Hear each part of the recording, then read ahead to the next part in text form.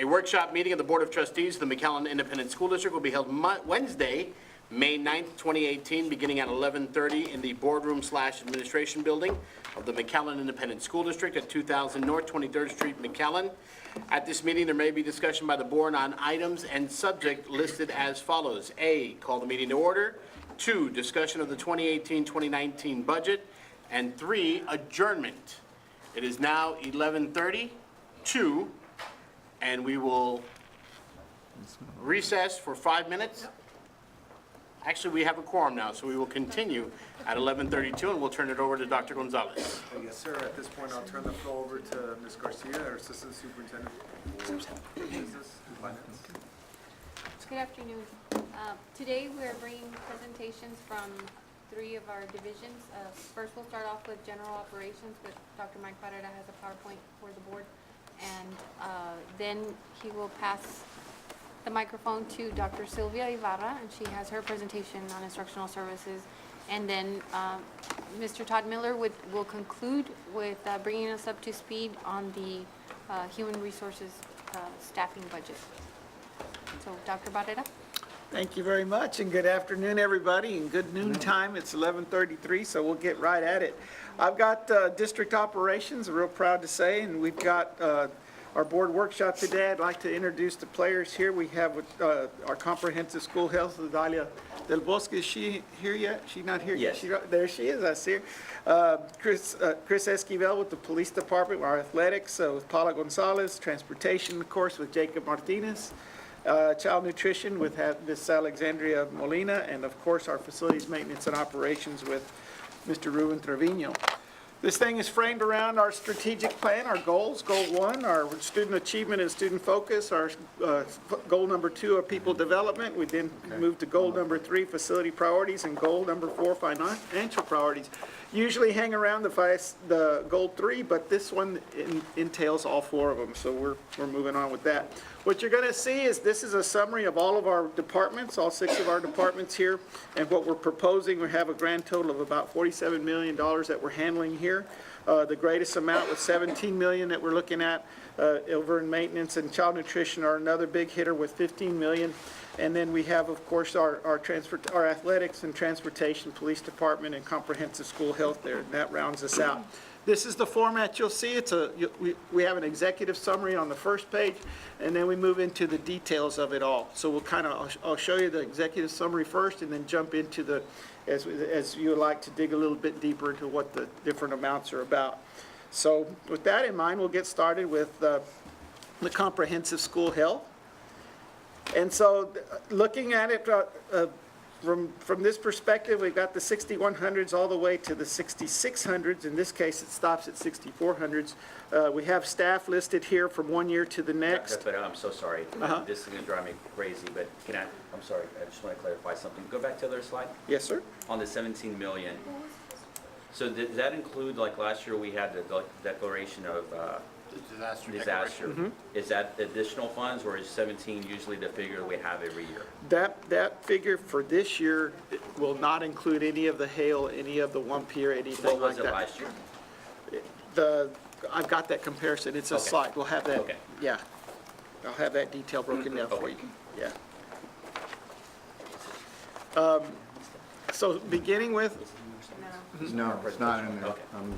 The only thing we have is the instructional services. Right. which we're not there shoot. yet. Yeah, that's That's not in there. I'm asking for it. So, I just asked Natalie to. could we pause, because we Yeah. really need to have it. you need to have it. Yes. You need to have it. That's why I was asking, because I thought I was the only one that didn't. And I need to apologize. So I thought we had that set. I've got hard copies coming. I have HRs and I have instructional services. I don't have. You have ours. Because you emailed. Oh, you did? Okay, good. If you have it in paper form, Do you want me to? it's fine, but if you can put it in now, right now, I'm on now, and I think most of us are on now. Just slide it in there and we'll see it. And what, and now? Board Yes, meeting. Can you SharePoint. send it to me? Oh, I SharePoint. can do that. Call now. Sorry, what? Do you want me to go next? Well, Yeah. You want me to, I can. why don't we give you let, time to why don't- upload your file. can we reorder? Yeah. Maybe that would be best, and that way, that'll give me a little chance to get that loaded up. So we're going to switch over to Dr. Ibarra Yes. with instructional services. Yes, Thank you. thank you. Yes, good morning. And yes, this morning I'll be giving you an overview of the budget for the Instructional Services Division. And it also, my presentation is framed around goals 1, student achievement, students focus, goal 2, people development, and goal 4, financial priorities, as well as strategies 3, 4, and 5, our strategic plan. And I do want to also acknowledge all the instructional services directors that are here. I will be discussing all of their budgets, and here we have, all of them actually. So if you'd like to waive directors, in case you have any specific questions, they're all here to answer any specific questions. Our instructional services division is comprised of 14 programs and departments, and you have a listing there, starting with advanced academics, assessment department, bilingual ESL program, career technical education, counseling and guidance, fine arts, instructional technology, library services, migrant department, professional development, our regional school for the deaf program, our special education department, state and federal programs, and of course, all our content coordinators at the elementary and secondary level. We receive funding from 3 sources, local funds and state and federal funds. So what I'd like to start is by giving you an overview of the budget, the projected budget for the 2018-2019 school year. However, I did also include this year's working budget.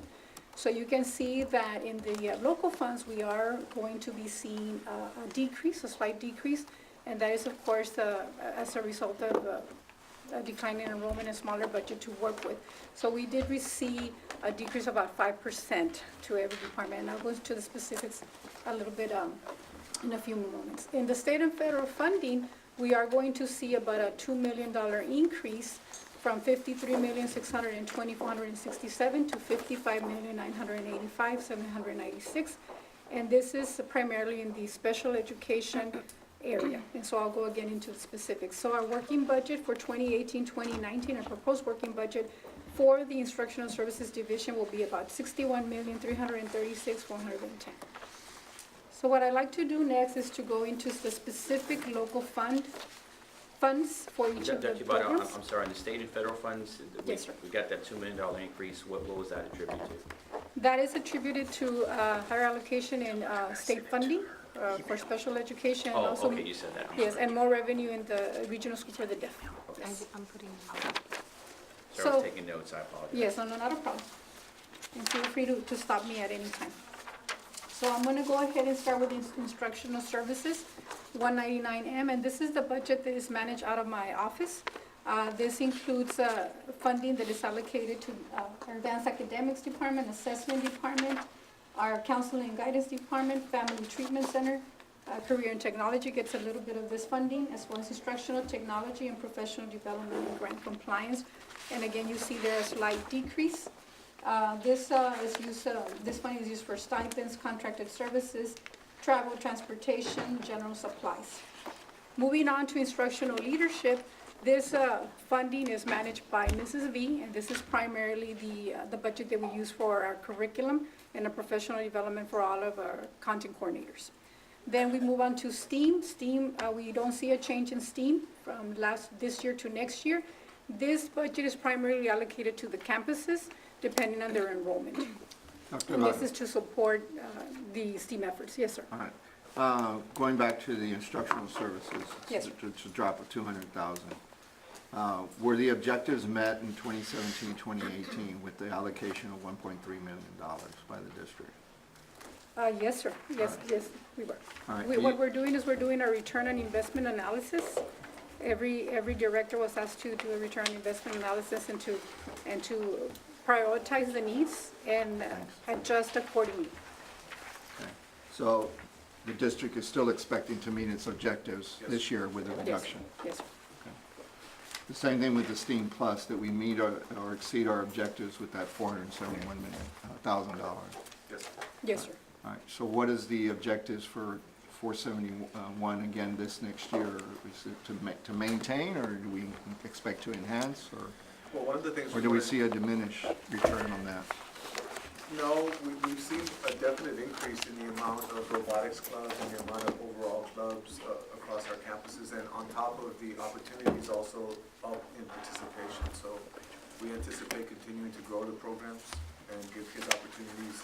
Now, one thing is that This goes back to the campuses so that the site base and the principals and the teachers and department heads make decisions on how to allocate those funds, so it's a campus-based, site-based type approach.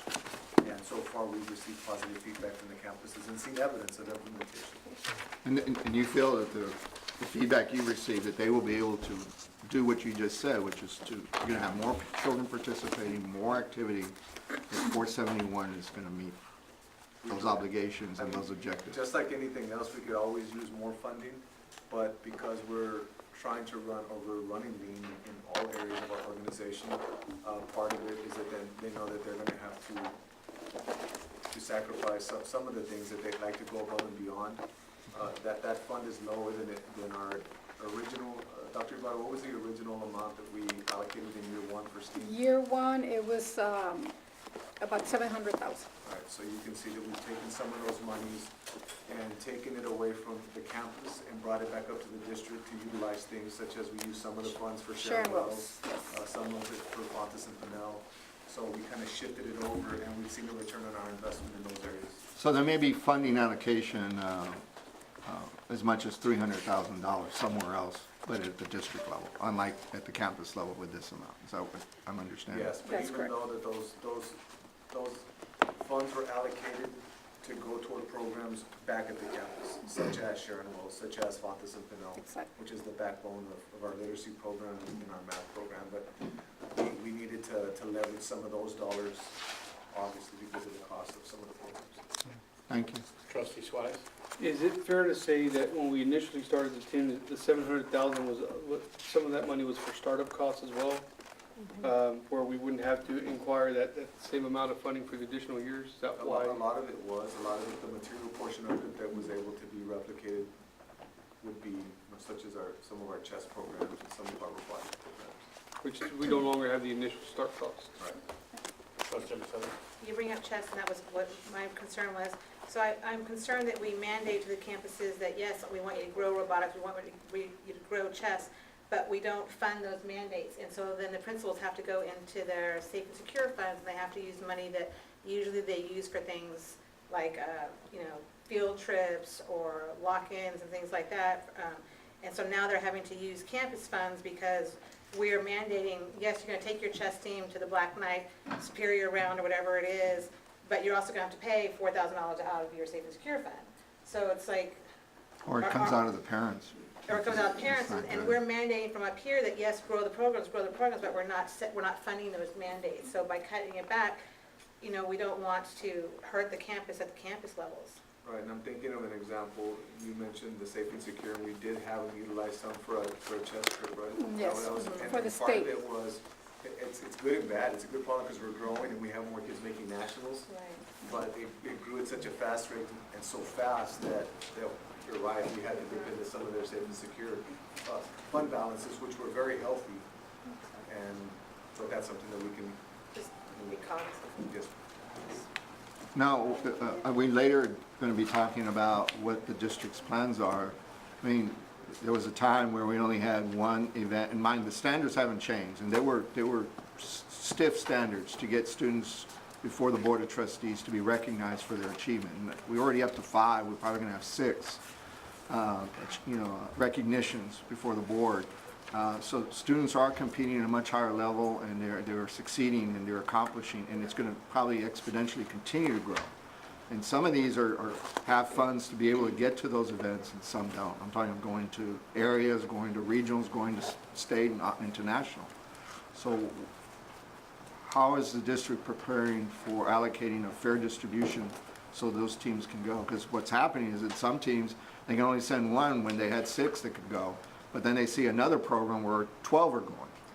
So are we going to be discussing that, or is there a plan, or is that Yes. incorporated into this? Yes, we are, especially for chess, because one of the things that we realize is that we do have more students that are participating and advancing. And so what we are doing is we're setting parameters. We met with the principals a couple of weeks ago to discuss that very concern that if our students make it to state, that they prefer that the district support those costs instead of the safe and secure. And so because we had such a huge number of students participating, we weren't prepared for that. However, moving forward, we did agree that it was best to set some parameters comparable to the other districts. Most districts only take first, second, and third place, and so we're taking more students than that. And so obviously when you take more students, then the costs are going to be higher. So they all agreed that it was fair that we only send the top 3 students to compete to state. And they being who? Who agreed? The principals, the committee. Has that been disseminated to the organizations and the parents that support those organizations? Not at this point, because again, we're working the budget, but yes, they know that for next year, the guidelines will change. What are we talking about, chess? Chess. Yeah. And I will say that's pretty consistent. When you compete in UIL, when you do prose, poetry, whatever, it's first, second, third, usually are the ones that advance to regional. Right. Same is true in track, same is true in a lot of events that we do. It would be a consistent pattern. I don't think that we would be implementing something. The problem becomes that we start competing against our own kids because, but we do that anyways in all individual sports. I think there has to be a parameter too. I mean, it's kind of tough to take, 12, 14, 16 kids to nationals. Well, we took 23 this past time, South Carolina, right? Yes, sir. So not all of them were first, second, or third? No, some of them were first, second, third, fourth, and then also parents also have the option of taking students. They can compete individually. Oh, Yes. that's what it was. That's their own what it was. cost. At their own That's what it cost, was. yes. Okay, So, that makes sense. And again, in that regard, do we have regulation to address that, if they want to, because what happens sometimes, it starts off that way, and then it starts to, and then some campuses say, oh, we can figure out a way, and they do, and others just absolutely can't or don't. So is the administration working out that? we can work on regulation. We don't have any regulation, but that's an excellent idea. That way we can be consistent across the board. Plus, you have to be careful because like in chess specifically, that's not UIL, that's a Black Knight, that's a for-profit organization. Exactly, So you have to be careful there too, and then, yes. Is the district coming up with guidelines in that regard to differentiate and understand Yes. which programs are out there? Because Yes, this year, the campuses had the option of also going to 2 different events, which is the one here locally or the one in Houston. So again, for next year, we're only going to limit it to the regional competition. So that should also save some funding there. yeah, but we've also expanded over the last several years, UIL academics at the elementary. It started off with Yes. chess, but I think we're up to 5 or 6. Yes. So are those being addressed as well? We just had the event this past weekend, so we named our winners this morning. Gonzalez came in first, and Milan came in second, and Garza came in third. So that was a local competition. So we haven't expanded beyond local at the elementary level as far as going out to invitationals and things of that sort. We're proud to have a base now because Memorial won the district championship this last year at the high school level, and Mac High won it the 2 years prior to that. So that's without the base that we have now. So we'd like to expand the competition in the horizon for elementary, but we're not there yet. Okay, fair enough. Thank you. Moving on to dyslexia, the budget will remain the same, and this is basically used just for the assessment piece to identify students who need to be evaluated for dyslexia. What grade or what age level are you now doing dyslexia? All grade levels. So a pre-K first grader now, unlike in the past it was third grade? Yes, no. Now, if a parent requests, for example, an evaluation, then we have to honor it. Usually, they don't start until first grade. That's where we see a few in kinder, but a lot of it's still developmental, so we try to wait at least until first grade until they're reading. Good. Moving on to the next budget, the AVID budget, that one remained the same, and that again is to support the efforts of our AVID program. The high school summer tuition program, we do see a slight decrease there, and we should be fine because this is a very small program, and this is basically to pay the teachers' pay. Then we move on to advanced academics. Real And quick question. yes, sir. That's a considerable amount from 94 to 70. What are we doing? Are we offering less classes or? That is, it's tuition-based, so it's based on demand. And so every year, it's a very small program. We usually have, just maybe 10 teachers that are, So that's my question. So then the program's getting smaller. yes, sir. The tuition-based program is getting smaller. We do have the credit recovery and the STAR, and those programs are growing. So the opportunity for advancement during summer school is tightening up? Okay. Okay, then we move on to our advanced academics program, and we see there again a slight decrease. This is a program to support our IB campuses, our 5 IB campuses, and that's managed through Ms. Karen Nitsch. We also have our bilingual summer school program, and this is a mandated program, and we are expected to pay the salaries of the teachers that are hired for this program. So that's how we use that program. In the area of fine arts, again, we do see a slight decrease. However, I do want to say that this year, under fine arts, he had a lot of one-time projects. That is not reflected in next year's budget because there's no need for those one-time projects. Can you explain what a one-time project, Mr. Hager? Mr. Rivera. Yes, we, knowing that the finances were going to be tighter for the next few years, we went ahead, things which were already on the books, like choir uniforms at Morris, or orchestra uniforms at Catholic, things like that. They found some money, and basically what we would be spending next year and the next, we don't have to spend. So it's a way of saving for the future. So rather than sweeping extra funds that you had, we took the surplus and invested them early. But it wasn't our funds, it was district funds. Right. Right, correct. Yeah, so it's a way of saving for the future. Trustee Esparza. Dr. Vara, on the IB section where it decreased also, yet we've had enrollment increase there, right, at the IB campus? At the slight increase at the IB Lamar, yes. And so that cost is based on, the decrease is based on what? It's, Cut 10%? all 20%? the departments were cut from local funding, again, due to we're operating with a tighter budget due to decreased enrollment. So, most of the departments, most of the local funding was decreased by 5 to 10%.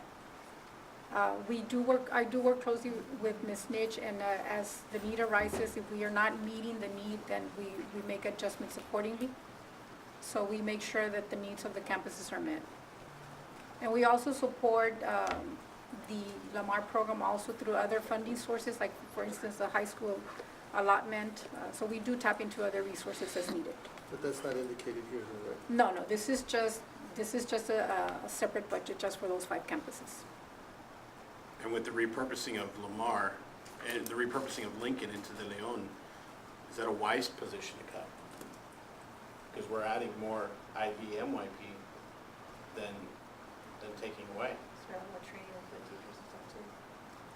Or is that covered in some other aspects of the? Well, she has her campus allocation, again, so that's an area. She also has STEAM support. So she has various funding sources to operate her program. So this is just one funding source, but again, she has multiple funding sources. So we make sure that we leverage all funding sources so that she can meet her needs.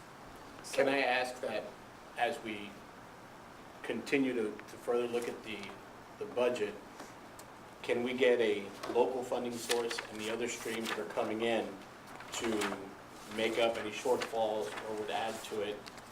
It doesn't have to be today, but at a different time, so that we can get an accurate picture, shall we say, because from what we're looking at right now, we're cutting it close to $50,000, but at the same time, those $50,000 might be made up through other streams of funding. Yes. So I think it would help us all gain a little bit more perspective if we can see the total, this is what it is that we're spending on advanced academics / IB. Here's the breakdown from 199T to state and federal funds to, whichever aspect we can. Just to make sure that we are fully supporting the program. Absolutely. And we're just not kind of throwing it there and saying, work with this. And just on that point, I think the very next page has, where it goes to state and federal, and for advanced academics. See, 397. 65. 6,500 to 23,000. So it's made up somewhere. So it's Yes. Right. okay. Yes, sir. Almost half. Thank you. Okay. I think I was under the 199T, the grants. This is just, again, for operating expenses out of the grants office. It's a small budget, but again, to run the daily operations at that facility. Under library services at Region 1, this is the same, and basically what we pay is, we pay Region 1 a fee, and we're able to access many of the resources out of Region 1, consulting fees, training fees, and so forth.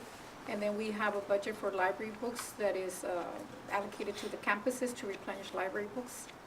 And so again, the grand total is, for this coming year, is $5,350,624 from local funds, okay? On these local funds, when you went back to library services, is that for programs that they're using too, that we're buying from Region 1?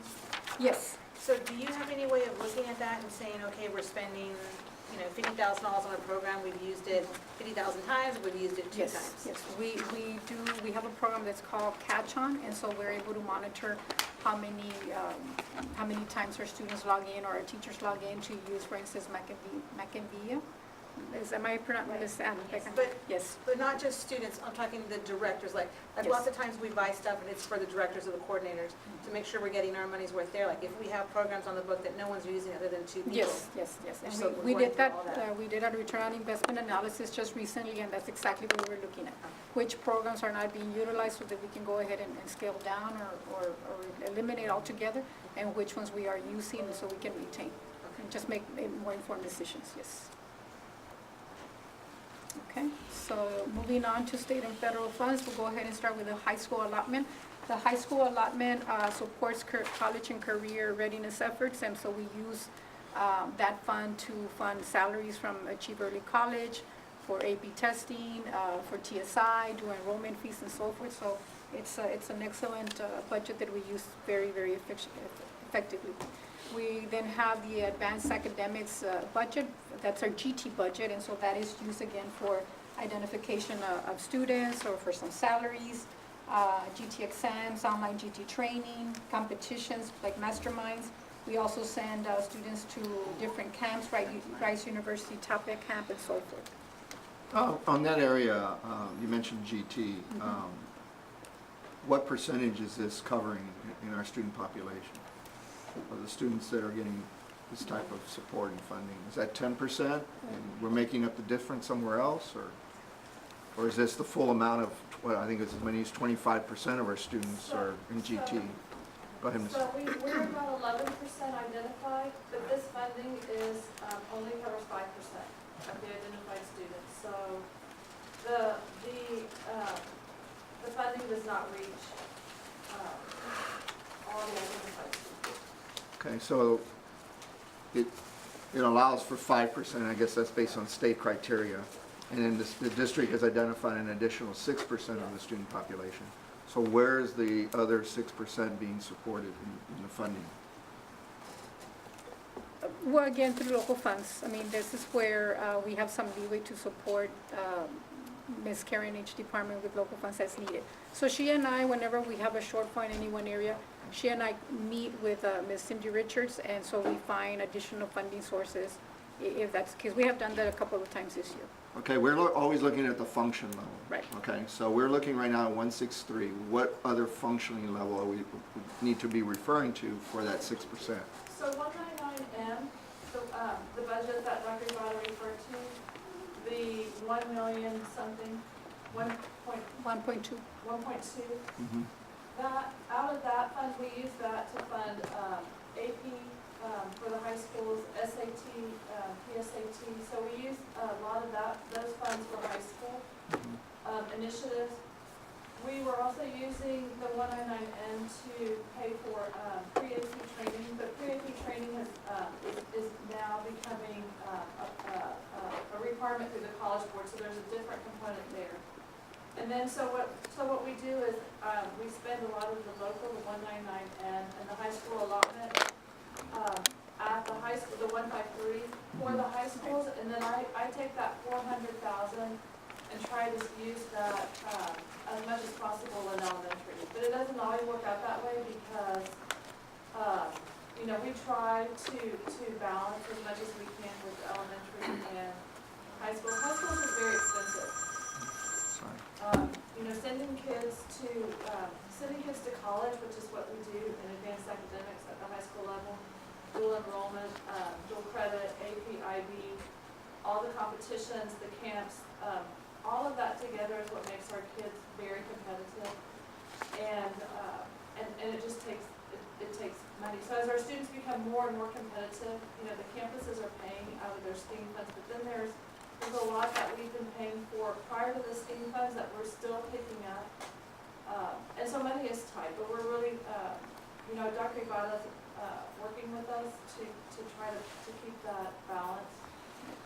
Is there, thank you, Ms. Nix. Is there a way that over maybe in the next year, as we look for the next budget, because this is something we've been talking about for some time, because we know that, you know, my concern is we're putting a glass ceiling on folks, that we're only targeting the 5 and then the district's putting another 6, but what if we're at 20? You know, and as it is, from my understanding, we're not even taking care of the 6. So there's a gap there. But what if there's another 5% or another 10% of the students that could benefit from that GT program at that level, and then we're able to keep those into the middle school and retain those, just like we've done with the pre-K. And I think you've done well with that, Dr. Gonzalez and your staff. But I think this is an area that's a diamond in the rough that we could develop a plan, and maybe you have, and if you have, please share. But I don't sense that we have. Let's see if we can develop a plan of how can we begin to target advanced academics, so to speak, in the GT type programs at the elementary school. Well, if I may add, you know, one of the requirements is that we train all our teachers. It is required a 6-hour GT update. So all our teachers go through that training. So it doesn't matter if you're a GT teacher or a bilingual teacher, because the strategies are good for all kids. So that's one way that we reach all students through the training, identification of the GT students, the delivery of instruction, to teach to that level of rigor. So that's one excellent way that, again, where all kids benefit. It is targeted for the GT student, but all kids are going to benefit through that training. And so that's a yearly requirement. And then if the teachers are specifically teaching the GT cluster, then they go through the 30-hour training. So that's, again, in the program, it's in the plan. And so that's going to continue. As Ms. Nitsch mentioned, we tap into multiple resources. The high school allotment is a perfect example how we support SAT, AP, IB, and again, for all kids. We do specifically want to target our GT, our high achievers, but really we target all kids. So we're reaching all levels of students. But that specific group, we can do a better job of branding and marketing and trying to entice people with that particular group of gifted, identified children. I know that having Karen on our team is a tremendous benefit for us because she knows the whole spectrum from elementary to high school, AP, IB, and everything else. So as we move forward, we've done a very good job in our reteach and enrich program on the GT side of rigor. But as far as identified and saying, come to McAllen ISD because we can reach the needs of your gifted child, we can do a better job of doing that. Trustee Suarez. I want to completely disagree, but I guess that's why we're here. I know time and time again, and I've heard it in elementary schools, that there are very, I think, small portion of our population who is truly gifted and talented. And then there are those parents who want their kids in a GT program and believe that their kids, I think there's a big difference between a kid doing well academically and a kid being gifted and talented.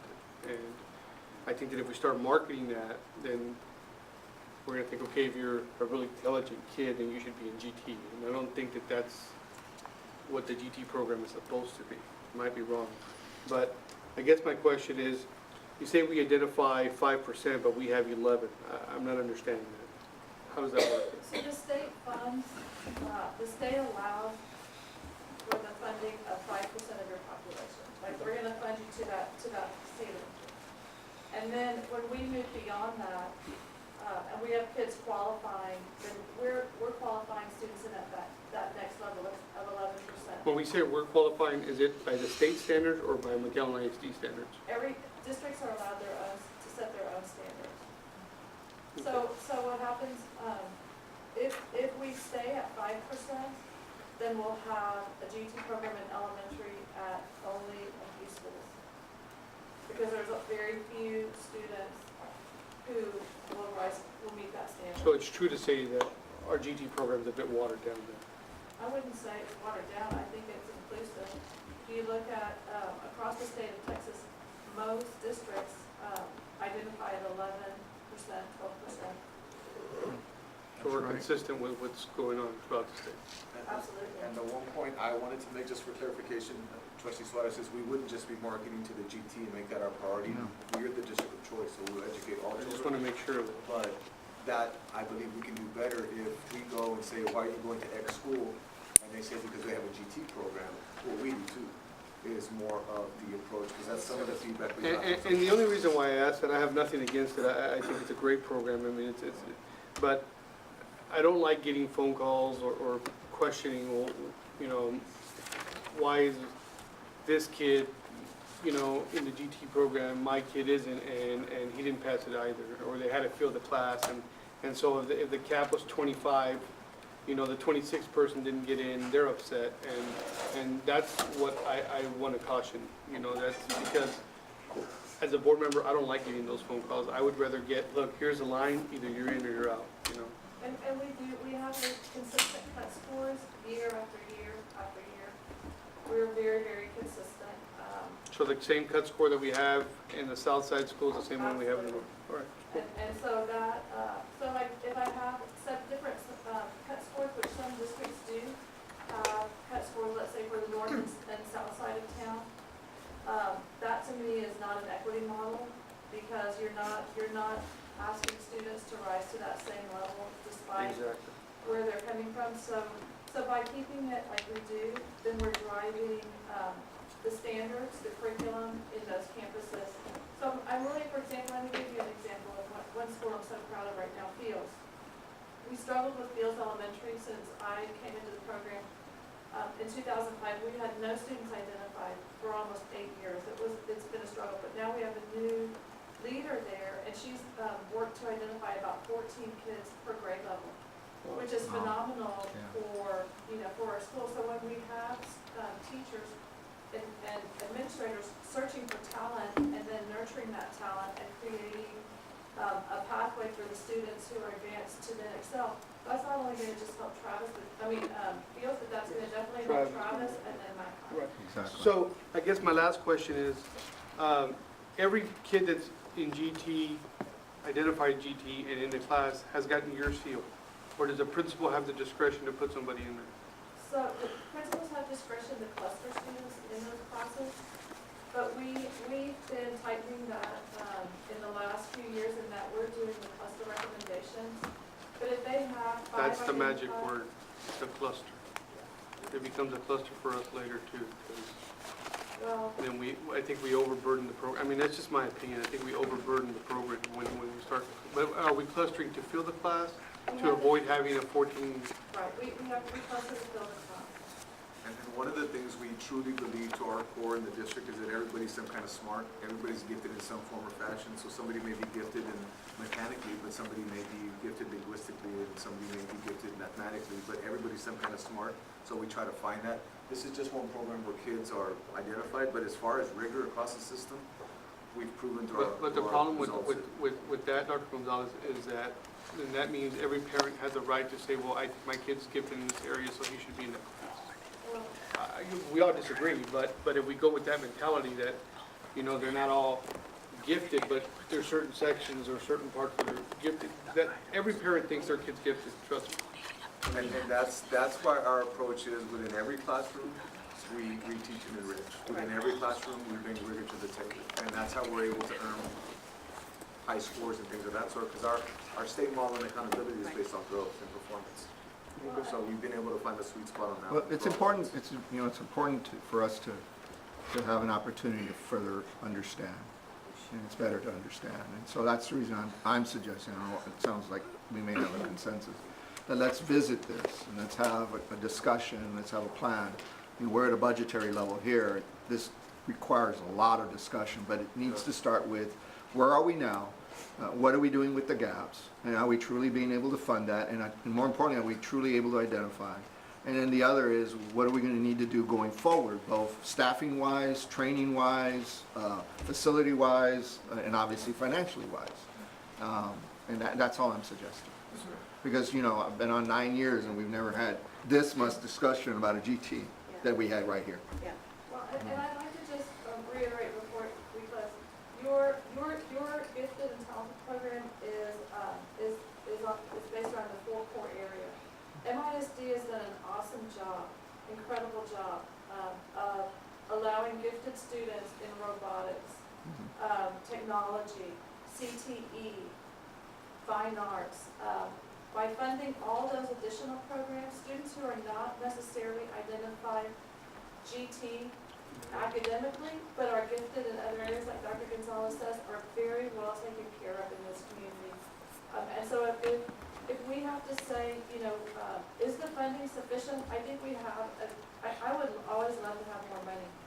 But we have a lot of funding in other areas, fine arts, athletics, our STEAM program, that allow, the chess program, that allows for giftedness in leadership, the arts. Those are other avenues for kids to explore and to be very successful. So if we were to say, let's look at all our gifted kids, we're probably at 25-30%. If we were going to identify across all those areas. But academic gifted, we're at about 11%. Now, one thing to keep in mind also is there's some kids that are gifted and identified, but parents choose to not put them in the GT program because they'd rather have them in the mainstream. And I know, I just want to clarify though on the challenge, because my understanding too, even as a parent challenges and asks for the kid to be in, you still have safeguards. Yes. Because I remember the teacher, there might be a dispute and you might allow them for provisional, but you still test them at the end of the year. Yes. The teacher has to sign off. If at that point they deem the child not ready to proceed to the next year, the parent's notified, they can appeal it, but ultimately you have the final decision.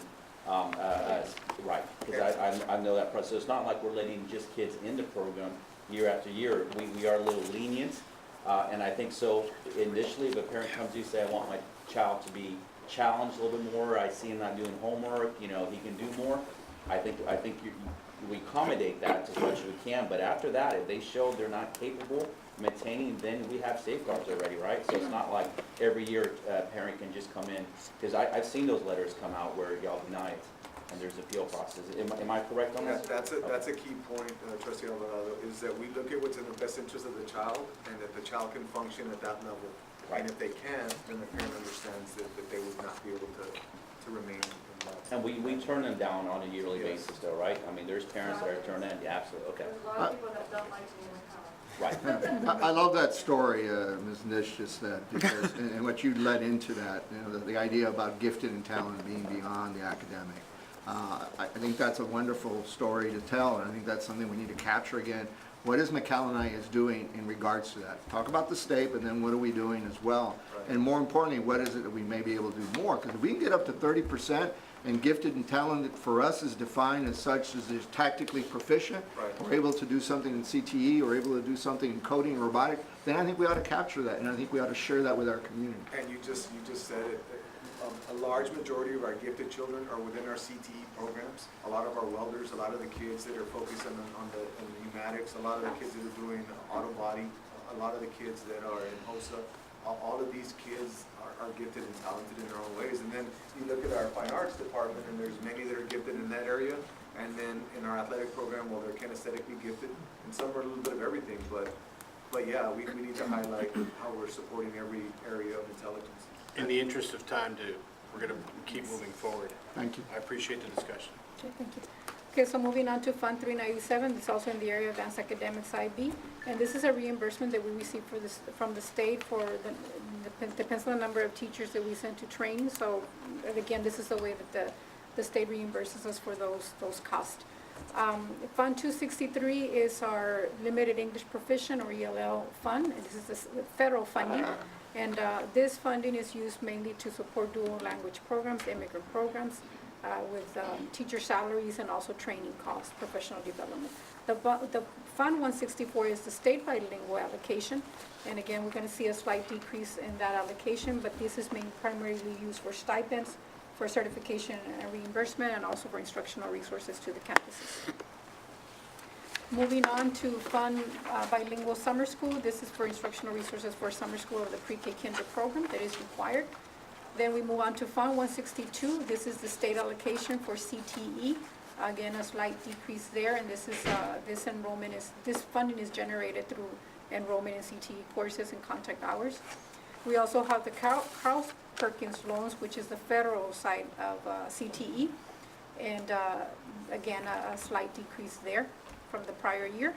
Moving on to Fund 212, this is our migrant program, and again, this is an allocation based on enrollment, number of the migrant students identified. Then we move on to Title I, Part A, and this is the allocation that we receive for students that are economically disadvantaged and to close gaps in the area of reading and writing. Dr. Vara, I'm sorry, and those first two, the 162, the 244, we said are based on enrollment and they dropped, so the numbers have dropped in those programs, or? Yes, slightly in the CTE courses, and we had a discussion about that students have choice. They have to select endorsements, and so students have a choice of five endorsements, 3 of them being in the CTE area, and 2 of them being the multidisciplinary and the fine arts. So those students who do not select the CTE track, then of course are not in those courses, so we don't generate funding for those 2 students. And so, and like on 212 migrant, it's increasing, there's been an increase of Migrants?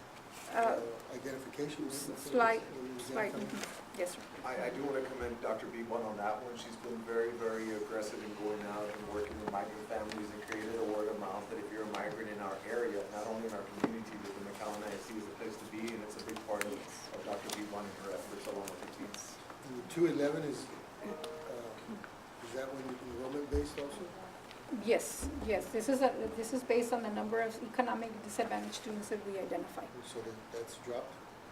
Yes. Well, just a point of observation, in general, our school district is dropped in enrollment, so that's gonna affect every single one of these entitlements. Yes, that's correct. I'm not sure, Ms. Bebon, if you would know it, to qualify for a migrant district, what percentage of our population has to be migrant? Oh, we have been a certified migrant district probably 50 years. But you're talking about 5%. And that 5% is the caveat that all the districts are seeking. Right. However, automation in the agriculture field has greatly affected the number of migrants out there. Plus, the fact is that if we're doing our jobs as a migrant program, we are graduating more kids that no longer want to go out into the field.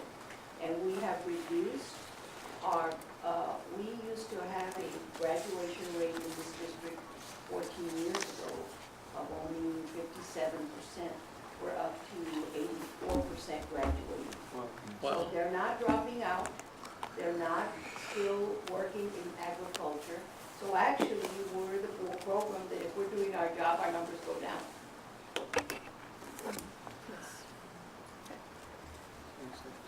So I'm gonna go ahead and move on to Fund 255, Title II, Part A.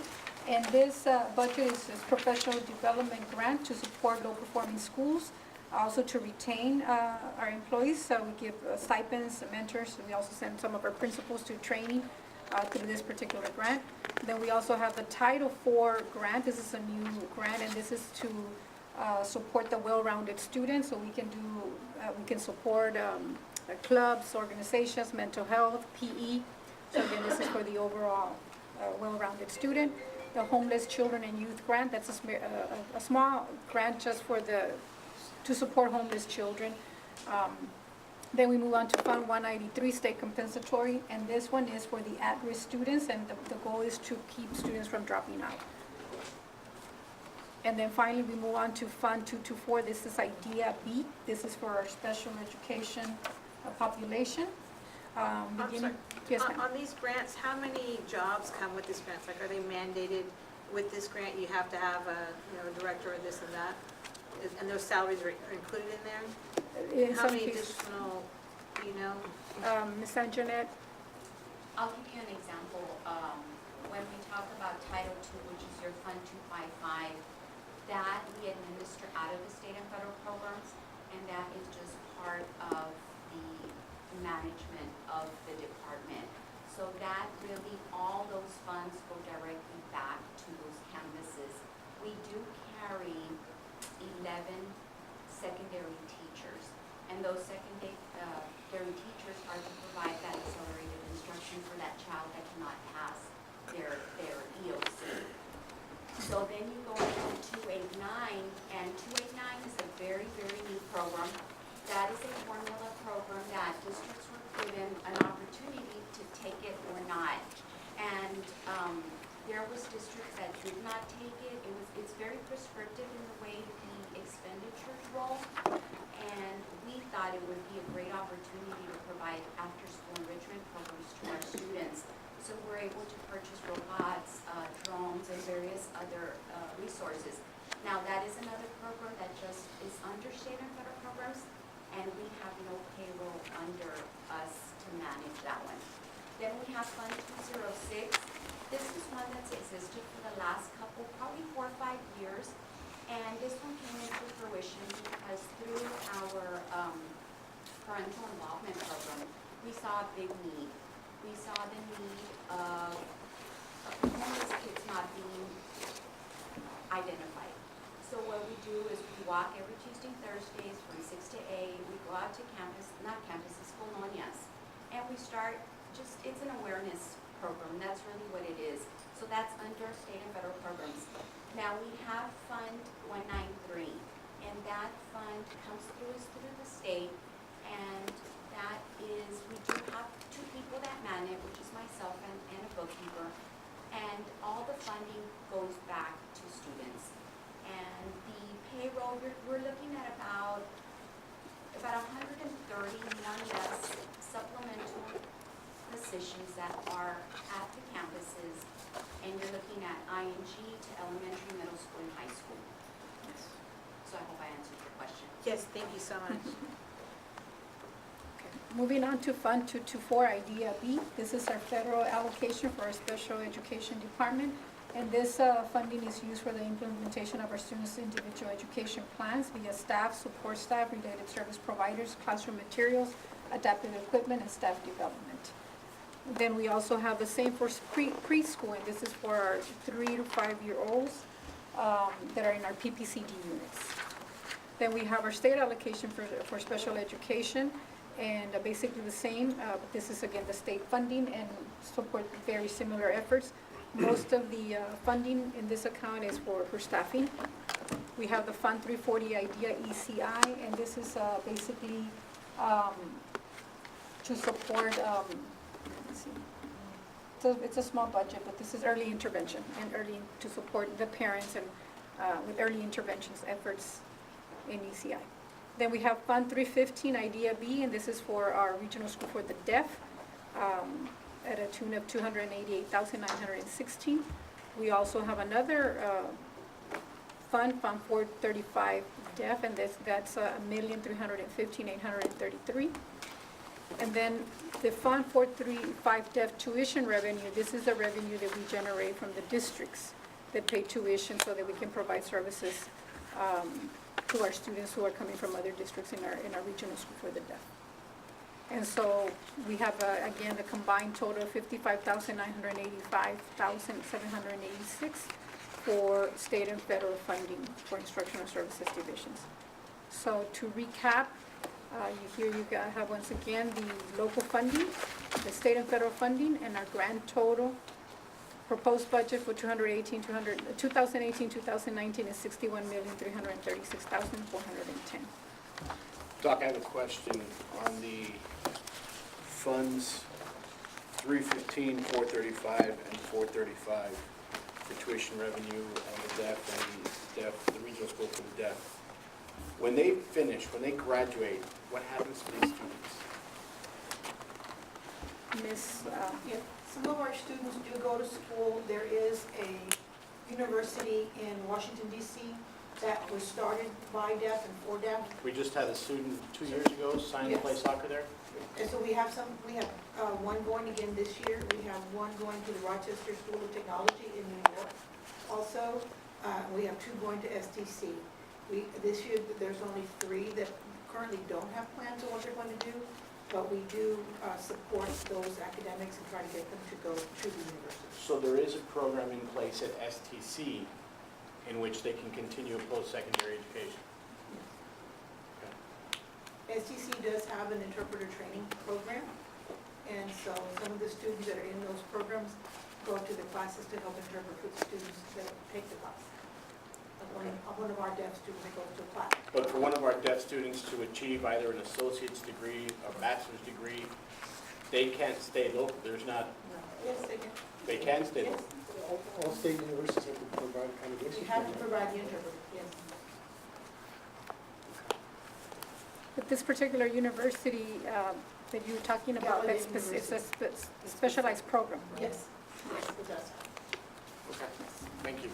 I'd like to see if there's a way that we can get the word out, that as soon as you don't stop at high school, if you have this hearing impairment, you're not gonna stop at high school because there's nowhere else for you to go. So I don't know if we have to communicate with Dr. Reed and see how we can help build a program. From my understanding, a specialized post-secondary education for the deaf is in Austin, it's the nearest one. Sam, I Yeah, think you and I, there's one in Austin. we had that conversation, but I want to say, let's set the world on fire and become the regional place for it, but why are we exporting our students because of this impairment and saying, listen, if you're done with high school, you're done? I wonder if we can partner, whether it be with STC, whether it be with UTRGV, and say, let's use our McAllen campuses and see if there's a way to build this program. I think what Trustee Espasa mentioned, and it's happened to my daughter, I didn't know that the first year, I'll be candid. But if you go to the counseling service and you have a special needs child and you provide the documentation. So I think, and I'm sure we're doing that, but we may need to have a more focus that every child that's going through our regional school, just like the comprehensive program, and I'm sure we are, but maybe we need to get some sort of feedback on it. But I would think starting in 8th, 9th grade level, that we start showing parents about what they need to do to transition to that. And then assist them, if possible, through local, almost hand-holding them, that this is the steps you need to take so you can get those accommodations and make that transition a lot smoother. If I may, Dr. Gonzalez, through arts, we do address that starting with our freshmen and sophomores. And we do bring the universities and DARS to come in, our junior and seniors, exactly to talk about that. You know, as you're preparing and you're going to post-secondary, what do you need to have prepped? What do you want to have with you so that we don't miss that first day? So we are doing that. We can always, there's always more, but that is already part of the process. And one of the things maybe you're already doing it is through the counseling services where there already is announcements for that. So when they go, just like every other child goes to the counseling service and it mentions that. And maybe you're already doing that. I do want to commend our counselors and our special education department. One thing we've been doing is comprehensive advisement for all children, and that's how we've been able to up our VAMO scholarships. That's how we've been able to up our FAFSA applications. That's how we've been able to really service every child regardless of what their plan is.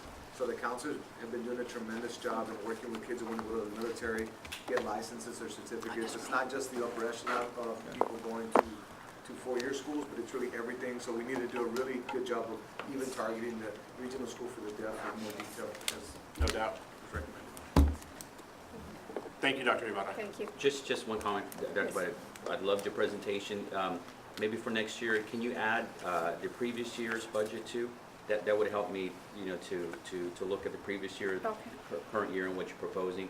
That way, if there's any trends or anything like that, we can see it. Other than that, this was awesome. Thank you. It was on there. But I think so even one more year after that.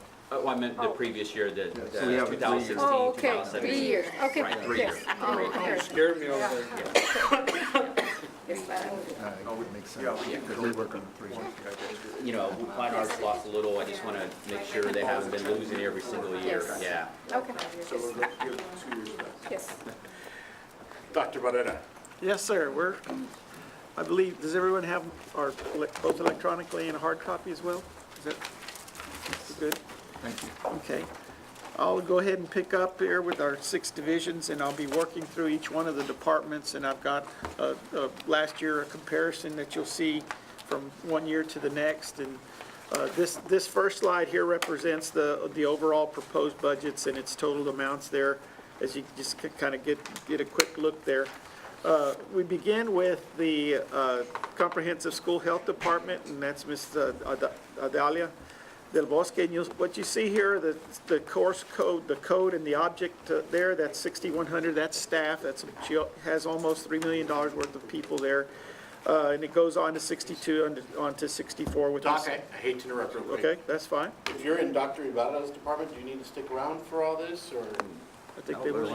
can we release you to lunch? Thank you. I'll go with them. Where y'all heading to? I want to join you. Thank you. Thanks.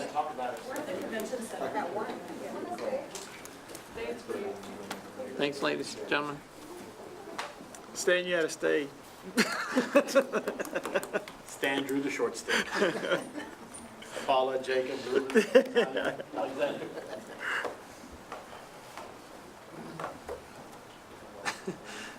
Come on down, Sandra.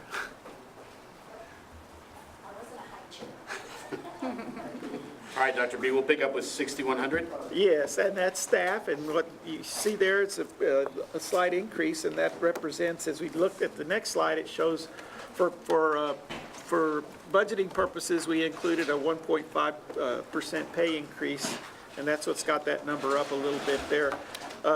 And then if you look down, the 62s to 63 to 64s, that's their benchmark, and that's what they're given each year to work with and to allocate as they see fit based on their needs analysis and things that they have going on in their programs.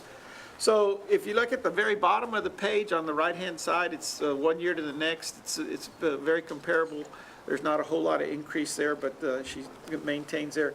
I will add that under 6,200 contracted services, we pay for an annual calibration of our audio meters. She handles the hearing. And there's also the replacements that go into the AED components that we have throughout the district. She's in charge of that, or making sure the batteries are current and they're in working order. So that comes out of her budget as well. Talked about that, Yep. Oh. 6,100, There you go. 6,100, if you didn't have the note of the 1.5%, what would the number be? It back out a little bit. I don't have the exact number, but that's also got some staff fluctuations in it as well. It's not all the 1.5. If you can provide that Yes, I at a can. later time. Uh-huh. Oh, I get it. Right. Okay. Also handle the police department. We've got Chief Esquivel's not with us today, but he's sending some help real fast. They'll be here in just a minute. Again, here you have a quick shot of his staff that he maintains on down to the 6,600s. If we drill down a little bit there, he's got 52 staff members, police officers that he works with, and that includes fringes. We've got all the work that they do with the athletics departments and providing security there, as well as for the city events that we also work with. Okay, not to keep, does that have the 1.5 already included in that number there? Yes, it does. Doc's trying to use his Jedi mind powers to get us to do a 1.5% increase on everybody. It was only for projecting purposes, for budgeting purposes. We put that number in there, just a plug number, just to see how it would look. And Yeah, it'd be nice if it said proposed, just so that if people take snapshots of this somewhere in the future, they look back. And I always like for spreadsheets to have exactly what, proposed, projected, actual, because it looks like that's the actual.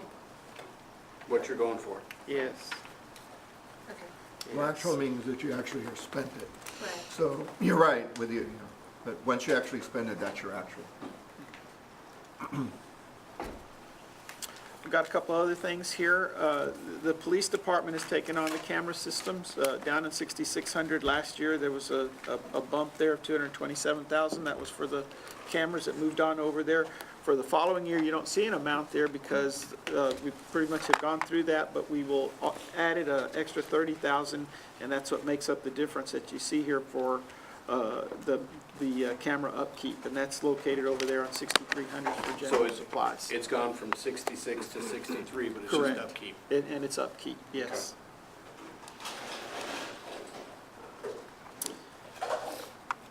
Next, we move on to the athletics department. We've got Coach Gonzalez here. The quick shot here shows us with 6,100s down to 66 again with our, and as we move through there, The big picture here is you see capital outlay was at 86,000 last year, and she's got, we're not planning anything major there. We do have some things, I will tell you, right now that are in the works that will materialize in next year's budget, and that we're bringing about 11 or 12 items this Monday, which is big for for us. 11 items, and a lot of those have some athletic contracts in there, bleachers and the like. So the big difference here, she's down a little bit from the previous year. A lot of that as we move through there, you can see is in, it kind of follows that with contracted services are down, general supplies are a little bit down, miscellaneous operating is down as well, capital outlay. When you break it down a little bit better on that next slide, will show you. And can we have that one too, also without the one, Yes. true numbers on everything? They're all gonna be like that. And then And you'll I'll- get us the real. Yes, numbers. ma'am, yeah. Is decrease to 6,400 miscellaneous operation, student sponsors meal expense, is that, are we lowering the amount from $6 to $5.50, or are we staying at $6? No, it's staying at $6. Okay. We're gonna get a little creative and try to provide them with sack lunches before we go. She's been working with Alex on that, so that they can have something on the way, and also work in the meals as well. If we could circle back around real quick. Sure. Trustee Alicea brought up something, and now it's really gnawing on it, because I like what she said. And that is, in 2017, 2018, is this the actuals? I'm presuming that is actual. And is it- Yeah, what we actually spent. Okay. So I think going forward, that should say actual. And on the second side column, I think it should say proposed, because that's where we are at this point. Actual. But I think another column might be, just to get a better understanding, what was the proposed for 2017-18? So you put a line through it with like so, you can put actual here and you can put proposed, and that way we can see and get a better snapshot of how well we might have done. And that way, as we propose this coming year, that we may see at the end of the year how well we did as well. And then if we do this every year, then we'll have a better understanding of, especially we have areas that we're real concerned about. We can see prior years, well, don't be too concerned, because actually we proposed this and we only spent this and we got this result. So that's just a thought. So I just wanted to reiterate, follow back with Trustee Aliceda's suggestion. Okay, so I just want to be clear. To be clear, I would do on the 27-18, I'd make two columns. I'd have an actual and a proposed, or I guess a proposed and then actual. Like budgeted and, Yeah. yeah. Yeah, propose it, or you can use the word budgeted too. Budgeted and actual. Yeah, because once you actually do it, it's a budgeted. Right. So I would agree with that. It would be budgeted actual for the prior years, but right now it actually be proposed. But I would like the proposed number to be with and without. With the, I'd like it to have the two columns, The 1.5? or not even the 1.5. What if it's a 1? What if it's a 2? What if it's 2.5? I'd like the true number. I don't like having the already inflated number in there. I don't like having. True number. Yes. Okay. You're almost there, but, because I think, that's what I like about the financial approach. You get the budgeted, and then you get the actual, and then you can see how efficient you're moving. Okay. Thanks, Mike. Any other questions here before we leave that general supplies, athletic equipment, and field supplies as we work through theirs? And then the 6,400, that's where the student sponsored meals and I have a and question. You said athletic. you have 11 items that we're going to be looking at on Monday. So does that mean that number is going to change? Is it going to go up or is it going to go down? Well, the 2017-18, it's got it listed there. And for 2018-19, you don't see an amount there at all, but that's because we're right in, it'll be encumbered for the 2017-18, and I don't, because the project's not done, we will then pay it out, so you'll see a little influx in there. There may be some amounts carried forward into the next year. That haven't been completed. Projects It already haven't started, been- but haven't been Yes, but completed. it would have been Completed. What with, about when Roll. it comes to like salary? 17, 18. Does that change as well? Once the salaries are locked down, that's, actually, Paula doesn't really work with the 6100s. Once that gets locked down, that's a number that's handled through HR and through the Yeah. business office. It's a 62 to 66 is where there's some. So after Monday, that number will stay the same. That's extra duty pay, the stipends and the game workers and overtime. And as far as the salaries for the employees, that comes in, most of it comes in through the HR role. Okay. And it will fluctuate because we budget for 100% of a snapshot of Okay. the employees we have right now. So, some people leave, some people come in, so that will vary throughout the year.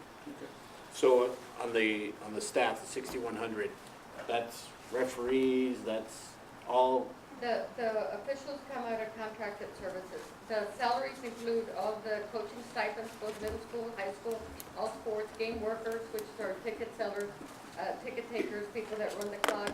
It has the monthly employees, which are your paraprofessionals that are paras and also coach. We also have our after-school coaches, like someone from the community that comes and coaches at the middle school, and then of course overtime for all the staff, which is the athletic department staff. gotcha. Okay, Okay. Next is the Transportation Department, and that's with Jacob Martinez as our director.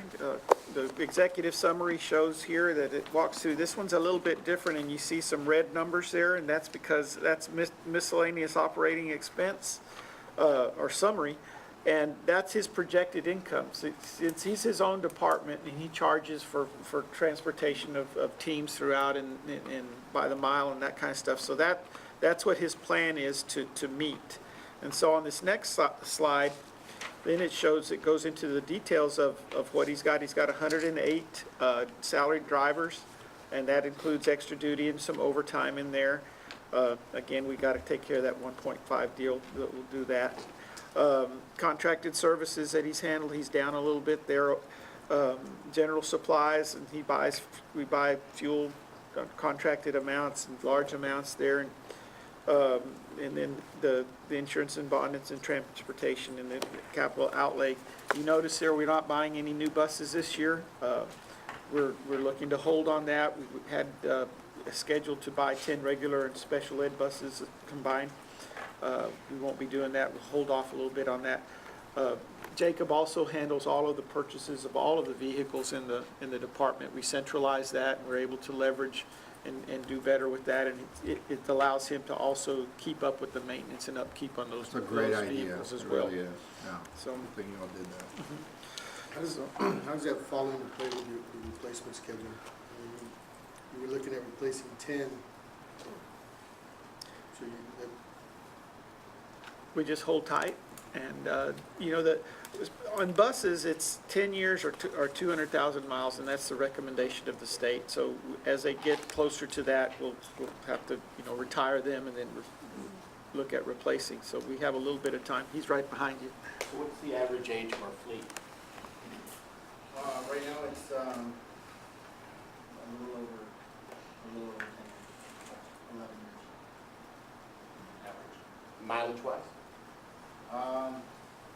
I mean, they vary. I Right. mean, we've got buses that have, close to 200,000 and some that are just about to get on the road, so barely over 1,000 miles.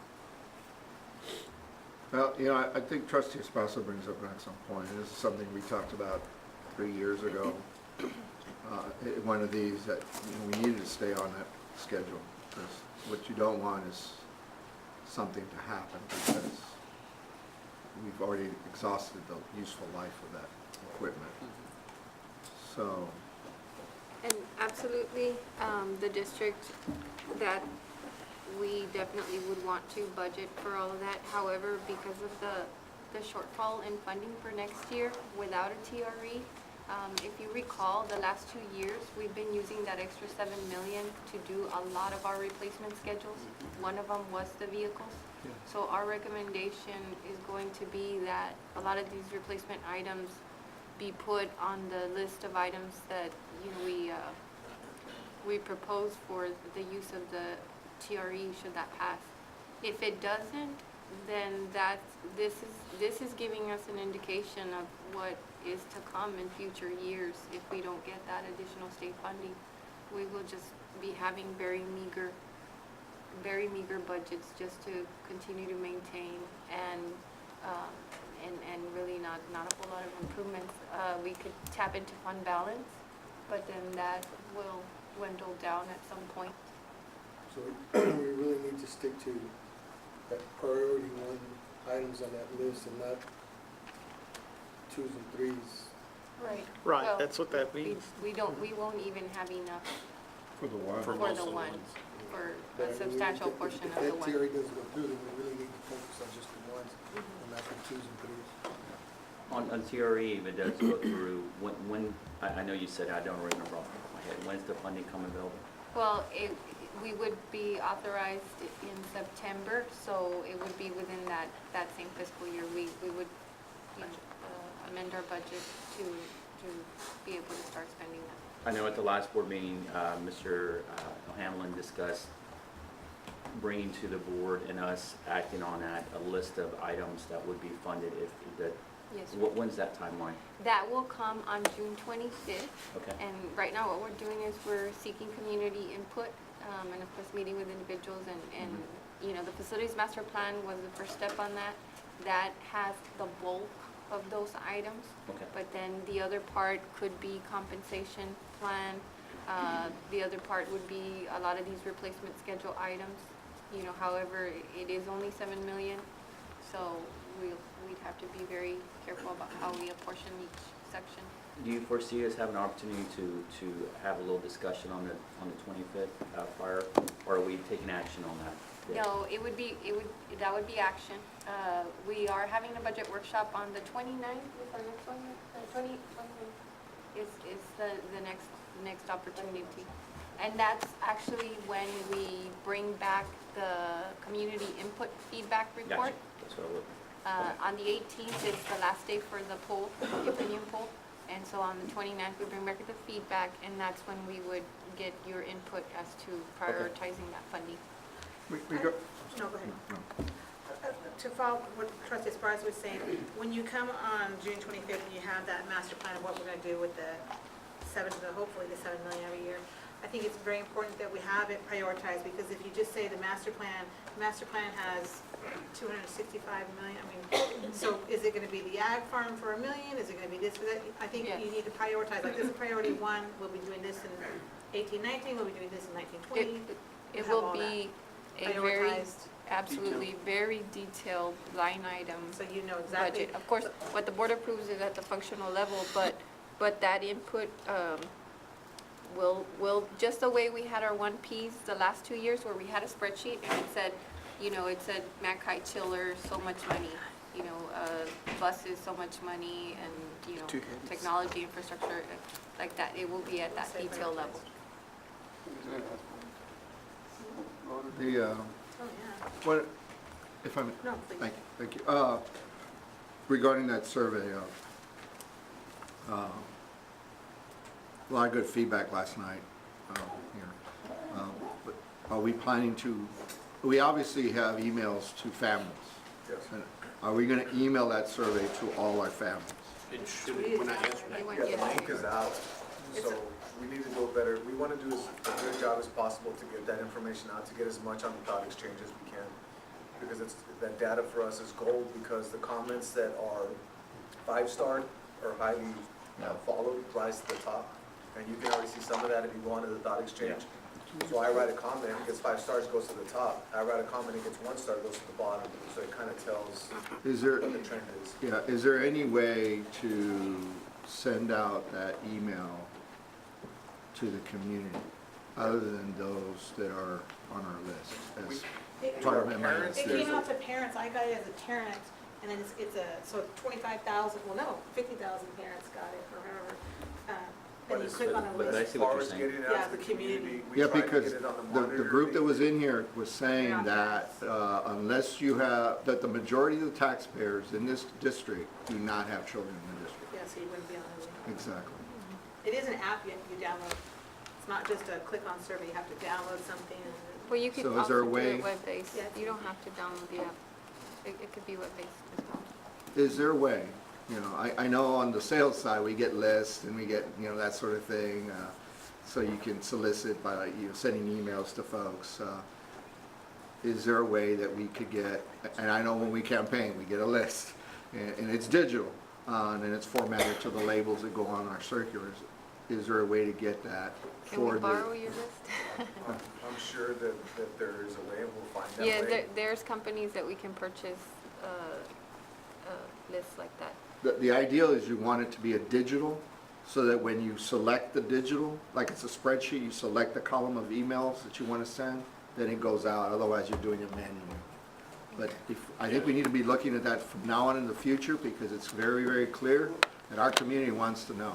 I'm sure the city of McAllen has a mass email list that Yes. they could. Okay, let's, Sorry, I didn't mean to take this away, but no worries. Let's We can just, get on it. thank you. Moving on to the Child Nutrition Department, and this is set up a little bit different, and what you're gonna see here is a couple, 3 slides. This first one represents the revenues that she's projecting for the year, and she's down about $1 million. If you kind of look through there, the bottom line from one year to the next. Overall, it's not that kids are not eating, it's that there's not as many kids that are enrolled to feed. So that's represents the crux of the whole thing here that you see here. She's down, from the revenue side of it, it's represented there on the right-hand side. You can see those changes We're there. projecting loss of 250 kids, is that what it was? About 300 plus kids, 350. One is enrollment and one is attendance. So if they're not physically here, they can't. Okay. So we projected at 80% of enrolled students. So we have a window that allows for, we're using our participation rate and assuming everything comes to school on school. Right. I guess I was asking Lynette, what was the number this year? As far as, we're planning the budget, and I mean, we use ADA because that's for Right. funding purposes. We're using 21,651 ADA, which is 102 difference from the March budget amendment, which was Okay. 21,753. What did we use last year? Last year, well, for budget purposes, I don't have that That would be number, helpful but to put on there. the ADA for 17-18, the end of the year was 22,175 is what it ended at. 22,175, 177. That was actual. Okay, thank you. And for this slide, you budgeted at 21, 21.5.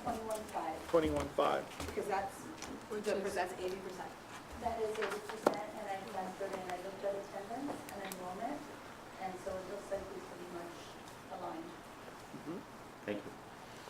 This one talks to the expense side of this, and here again, you see the 61s to the 66, not planning anything for capital outlay. She does have some ideas, however, on some of these, as you see on the detailed expenses, capital outlay provided the USDA grants and some work off of the master plan. And these are some of the things she's got in mind there for as far as new equipment. And then, I talked about that, because I do my own staffing, ours, without the 1.5, it's 282,814.54. And that's what we looked at, so capital outlay is 0, but any monies that we recruit from 6100 will drop into those projects. If not, we'll use our existing fund balance. good. Excellent. So bottom line here on detailed expenses, about $1 million, looking at less than what we did for the previous year.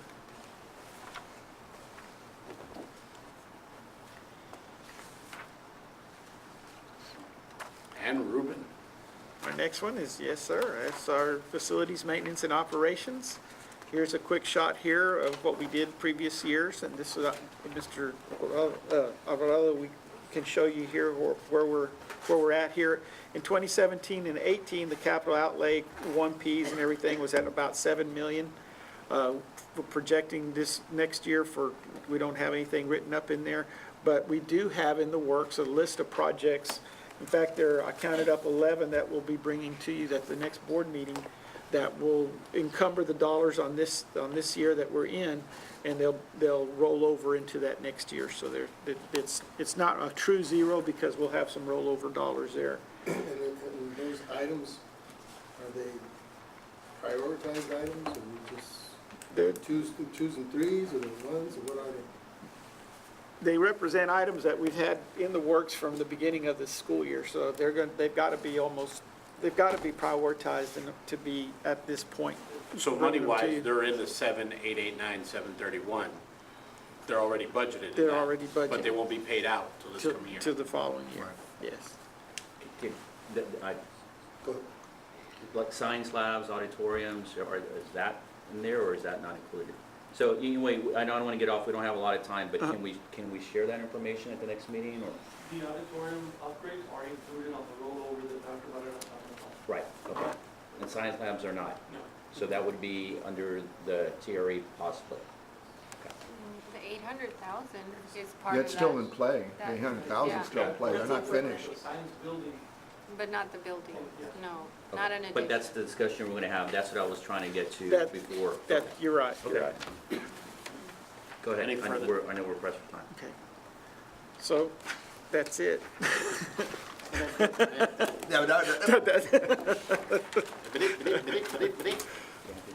Thank you, Dr. B. Yes, sir, thank you. This was the 24 from last night. There's stuff already budgeted and all that. This is just operating budget, right? That's Yes, not operating.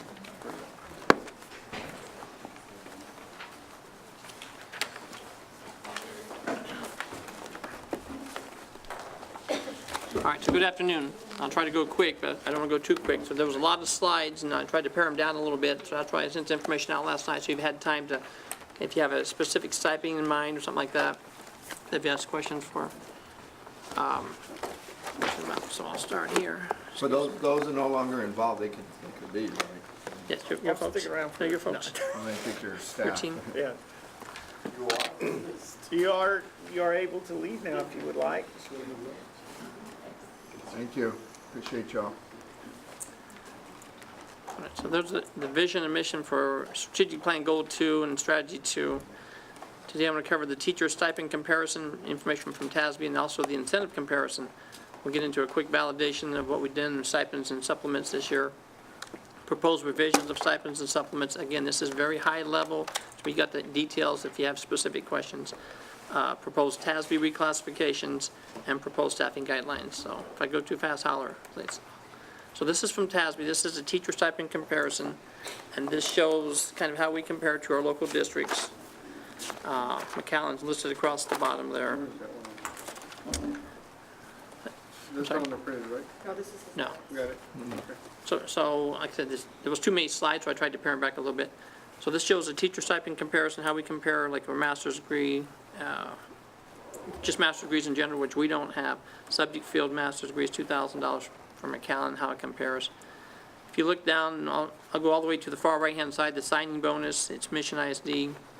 I could not confirm with them that they're paying $1,500. They are paying $2,500, other incentive, and that's more for bilingual education and secondary math and science and things like that. So, and then Donna's is zero absence incentive, $600 per semester. Okay to go? Can you provide us that, because you said it's not in Yeah, the packet. yes, I'll get, yes. It's on the slides.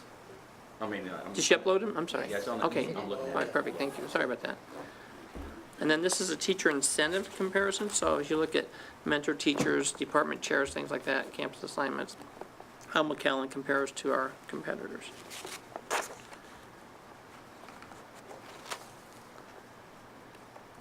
Round with this 5,000 for a mentor teacher. Yes. Over there doing mentor. And that's why they're They dead have- last when it comes to salaries, Yeah. teacher salaries. Look at where they rank when you look at the teachers. Where's the rank? It's another slide that you should Yes. have. They're usually What? dead last. The ranking's not in this particular Because they presentation. do so much on the. They're stipend so, side. they're pretty, their compensation plan is very poor At the bottom or near the bottom. compared to other school districts. They're always dead last. They're way overstaffed. So validation of stipend and supplements, so we benchmark our stipends against our local districts, share that information with assistant superintendents, directors, reviewed the duties, responsibilities, qualifications, documentation requirements. UIL saved over $38,000 by revising some UILs, and that's listed on the package. Consolidated a few SPED stipends due to duplicate or similar in nature, so they was on there twice. Updated one RSD grandfathered stipend to account for all employees, so there was actually 3 versus 2. And we reduced some stipend amounts for budgetary reasons. I have a question, Yes, sir. more towards UIL, UIL stipends. The look here has prose, poetry, speech, debate, cross-examination debate, LD debate.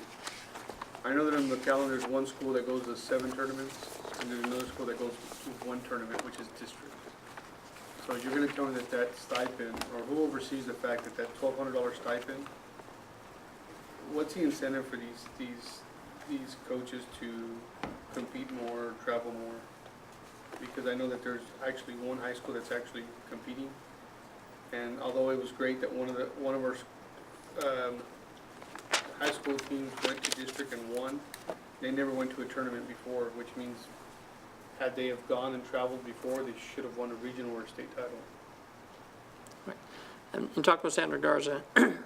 She's one of the few departments in UIL that does not have it necessarily broke out. That's what she's working on going forward, is like SPED, some of these other ones, CTE, they have it broken out. If you go to one competition, you get this amount. If you want to get the full amount, you've got to go to 3 or 4 of the numbers. So she's working on spelling that out more clearly for the UIL levels.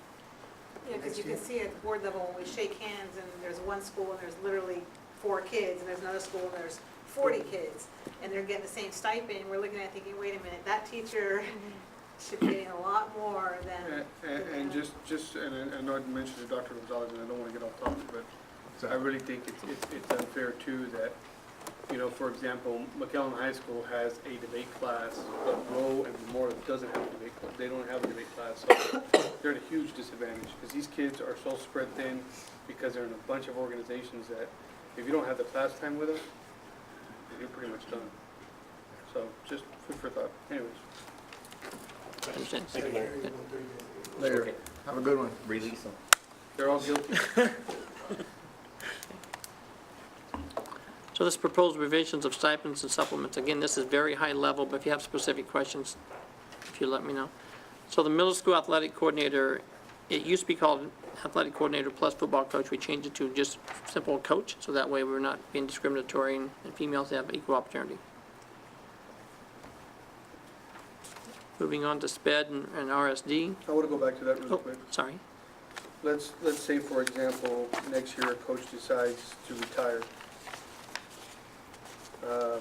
And we are out hiring a new football coach.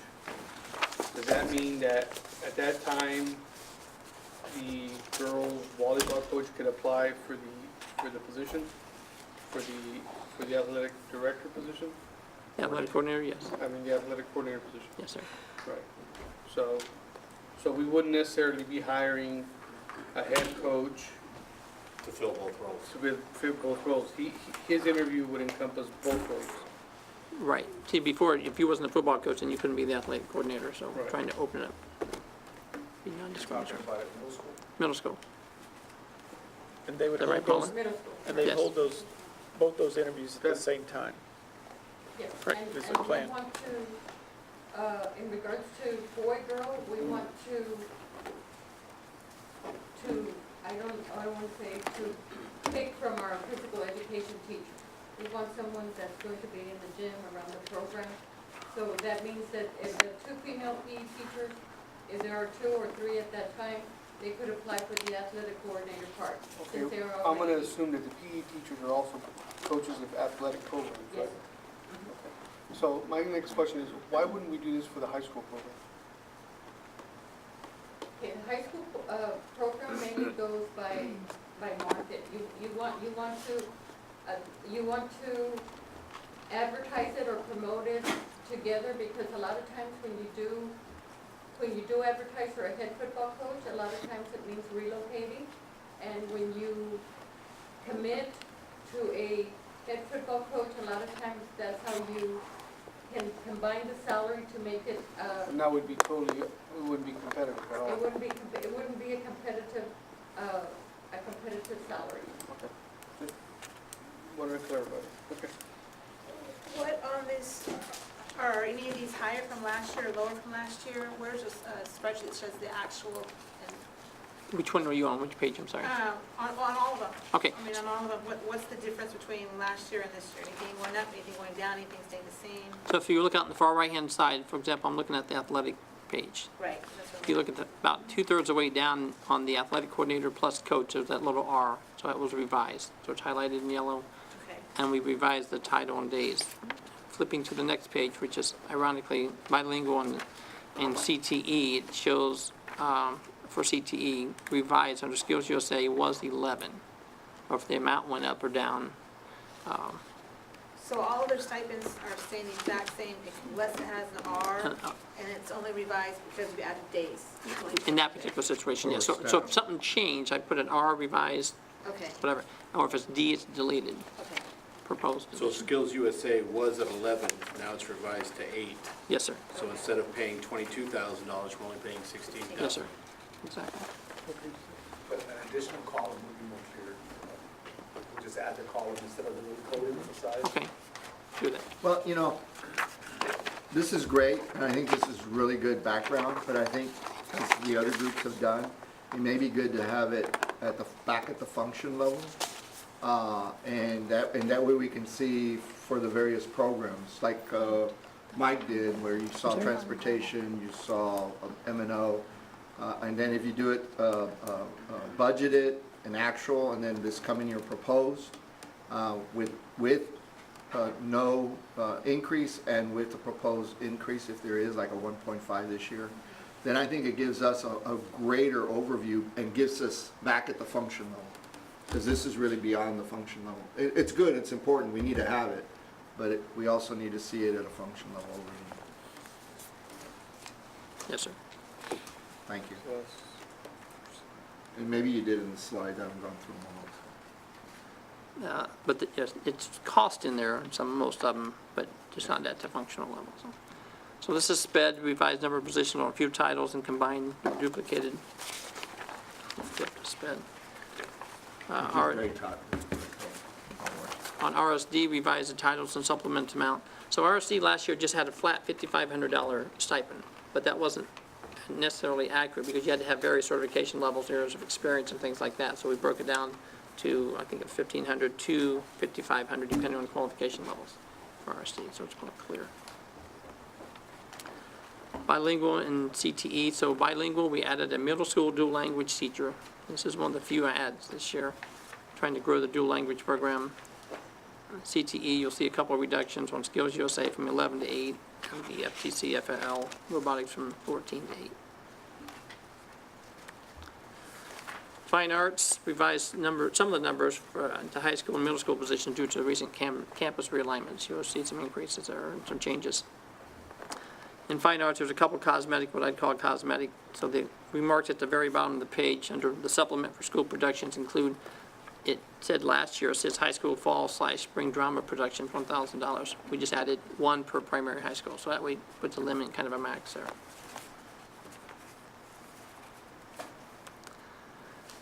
Special duty, updated campus technology facilitator to $1,000 for all levels. Last year, at least in the book, it was $500 for elementary, $1,000 for secondary. We made it $1,000 across the board. And special duty, reduced some sports-related stipends by $75 a game, trying to stay in interest of budgetary restraints. UIL eliminated all campus instructional leadership teams. This can be replaced by the site-based decision-making team, SBDM. No stipend for that. Reduce the middle school stipends from $1,000 to $700, and reduce some elementary school stipends from $600 to $500.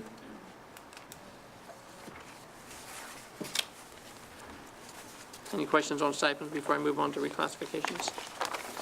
I know that we reduced the middle school and elementary UIL, but I kind of want to see the same thing that Mr. Suarez brought up at the high school level. How many, how many tournaments are available for our elementary and middle schools? And, are you attending one? Are you attending 4 if there's that many? I remember when I was in elementary, we had it, you know, there was probably 8 elementary schools across our district, and each school, I mean, besides the school using it as a fundraiser, you actually got to go and you got to compete against other elementary kids, and then middle school, again, it opened up, and that's when we started traveling outside the district, Well, so. and the other reason I'm saying is that we're moving into a new district, and if you think that we're just gonna show up to district against PSJ and beat them, dead wrong. Yeah, our fine arts is really gonna, no offense, Mr. Egger, but Well, it's, yeah, the theater stuff's gonna be tough. theater and or band, let's, you know, let's not forget those pigskin performances from this past year. But it's gonna be good. We'll rise to the occasion. All right, thank you, sir. So TASB reclassifications, again, this is very high level. I didn't want to bog us down with slides, but you should have a package that says proposed TASB reclassification, so if you have any questions.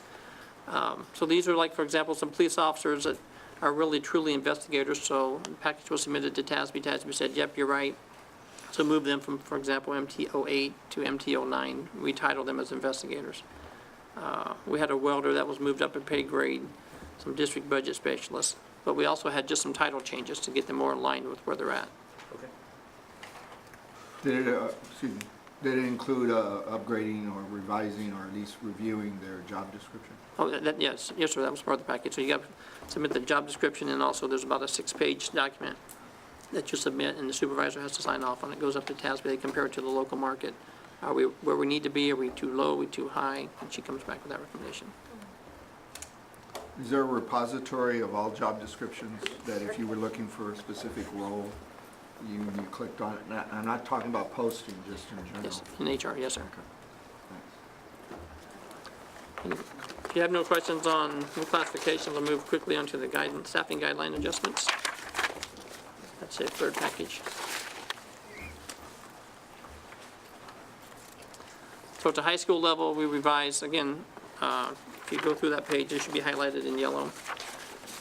High school staffing guidelines revised campus testing coordinators from 2 per campus to 1 per campus. Revised instructional assistant audiovisual, we renamed it to instructional assistant resource media. That's mostly to align the titles across all district levels to match our current practice. It's 1 per comprehensive high school, and if you have 750 plus, you get a paraprofessional.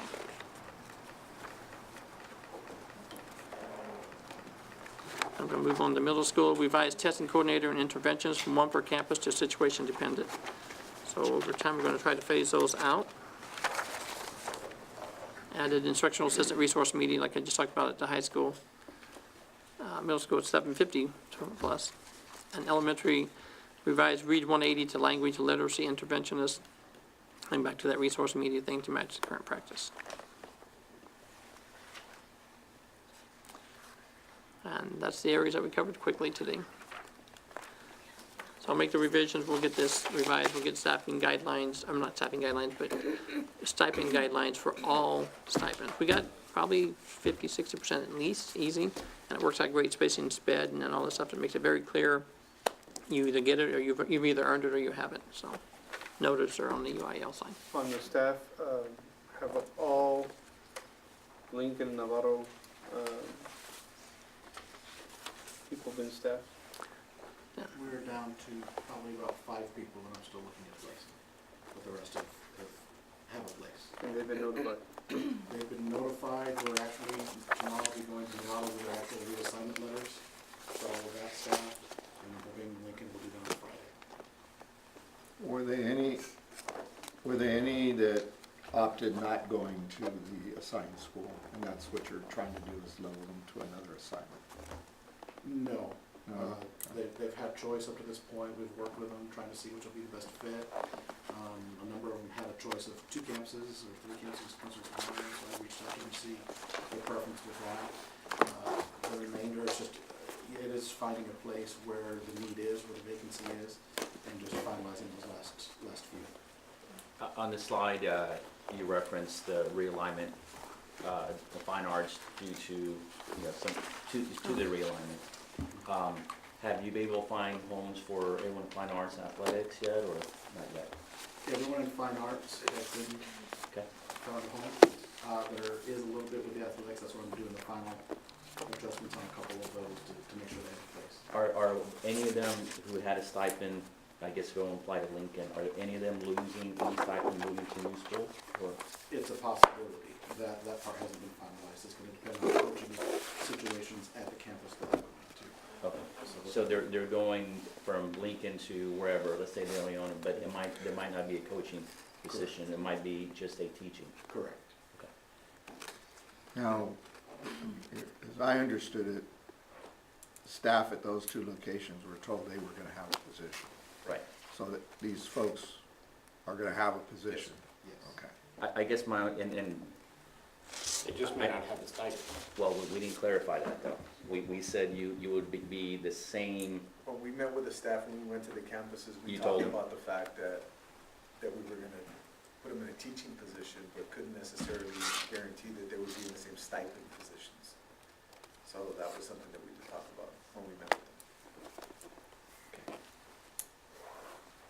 them. but how many are we, I'm sorry, how No. many are we looking at in that position? You said there's 5, but how many are actually in that position where might not be a stipend for them? That one, I can't give you an answer on that quite yet. I have the answer for Lincoln. In Lincoln, we had 18 coaches. Uh-huh. 2 of them were paraprofessionals, which, we try to go with certified because Right. we get more for our Right. stipend. 2 were paras, so it's 16 that were coaches. 16 are coaches. How many of them are not gonna be coaches? And I think that's one of the things that we were gonna coordinate with That's the the part we final, don't know yet. is with the final, how who many ended will up where. Well- And it could be anywhere from a the numbers are different because like I could be one person and I could coach 1, 2, 3 sports, or we could have 3 coaches. But the number is 18 coaches, 2 are pairs, so it's a total of 16. And we're not talking about lead teachers, we're not talking about any of that. No. And I remember talking and asking the question, and the answer was, well, we can work around that, because we're placing them at another school because it was what was gonna be best for the district. But at their expense, I think that's really unfair. And I don't think it's fair, at least for the first year, that they should take a pay cut because we as a board decided to make a decision when we were told they were gonna be placed there. I mean, there's a big difference when I get an $8,000 or a $10,000 stipend and I get moved because my campus was chosen to move, not because we were underperforming, not because, of any other reason. And I've backed the superintendent up because I didn't quit, I stayed with the district. I'm going to the campus where I'm assigned, but yet I'm gonna take a $10,000 hit. I don't think that's fair. That's my opinion.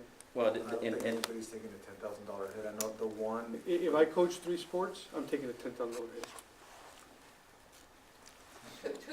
One sport is a $2,200 stipend. Okay, 2 $6,000. sports would be $4,400. I think most of them, the max that they would go would be 3 sports, and that would be. And how much is that? $6,000. $6,000. still, That's a lot So, of money. we have a few that do 4, so it'd be 2,200 per stipend. right. The I mean- unique thing in the middle school is that the only stipend who gets extra days are the athletic coordinator. Yeah, no, There are no, Could- there are no could- extra days. Could we do what FAR does in other school districts, at least for maybe the first year, is accommodate those kids moving from Lincoln to De Leon? They have C teams, and they play just internal. I don't want to add more to your budget, I get it, but That would cost a lot that- more money. You're better off just giving them the stipend for a year Yes, and we let have them two. apply for whatever comes up, because yeah, that's true. then you're talking about busing. Yeah, you're right, you're talking about equipment. uniforms and all that, Special yeah. positions. Well, a lot of lessons learned. Clearly, we needed to, as we had discussed, we had our meeting in November. We were anticipating something in January, and that would have given us enough time as a board to talk in January and give better direction. We didn't get that. So it became the very late hour. I mean, really, we had that night to decide on a plan, or we're gonna have to wait another year. And another year with going for a TRA with no plan, based on what I heard last night, if, the fact that we had a plan and we could explain the plan, they said is gonna speak volumes. They said, if you all hadn't had a plan, you wouldn't get our support. Right. Exactly. We There's heard no the same way. thing in the first one. And it was very clear. When you look at the historical part, Lincoln and Sam Houston and the others, which I did, I went back and looked. The staff was notified a day or two before the board recommendation by the superintendent, as was the case here. And then the community or the campus was notified within 2 to 3 days of the board decision. That may have worked in the past, but I think going into the future, and I think we discussed it at one of our workshops, the last workshop, I know I expressed it, now that we have a game plan of what schools are gonna be up for review for consideration of a rezoning, now's the time to start having those conversations. We don't wait until the 11th hour. So that all these things can be discussed with plenty of understanding and plain, because most people, to fully appreciate and understand anything, you have to hear it at least 3 times. And when it comes to a parent, you gotta do that at least double that. Because I got 3 or 4 kids and I'm hearing 2 or 3 different things. When I'm going to the middle school, I'm going to the high school, and now I gotta understand all that. But getting to this point, I was left with the impression that because of the late hour, and to assist these folks with that transition, and moving to the new locations, it was pretty much gonna be, I'm here, now I'm there for the coming year. That would have included, in my opinion, any stipend. That's the way I interpreted that, again, everything was 11th hour, and a question came up, what happens to these folks? If we'd had more time, we could have discussed it, we could have each had our feedback, we could have given you some direction, but in my opinion, I think you leave them, whatever they were here and they're going there, that is the right thing to do for this year. I don't know the legality of paying Yes, somebody a stipend for work that they're not performing. I don't Then know. you give them the work that they're performing, you just say, hey, you're gonna be 2 As far coaches as on this. just giving them the stipend, I don't think that's gonna work, but we can check with legal on If I that. could give a suggestion, I think they could, I think the correlation would be what coaches ended up where. Some will continue to coach because there's an opportunity there. Right. For example, our athletic coordinator was a smooth transition going from Lincoln to Travis doing the same thing. So that, I think one of the things would be not to pay them for not coaching, but to pay them where, at the campus where you end up, you will receive a coaching duty. Maybe it's a sport where it's 4 coaches per program, and maybe for that year. For that year. There'll be Exactly. 5. And maybe with the transition, they'll eventually, maybe a guarantee for 1 year. The transition That's when fair. you have That's fair. coaches.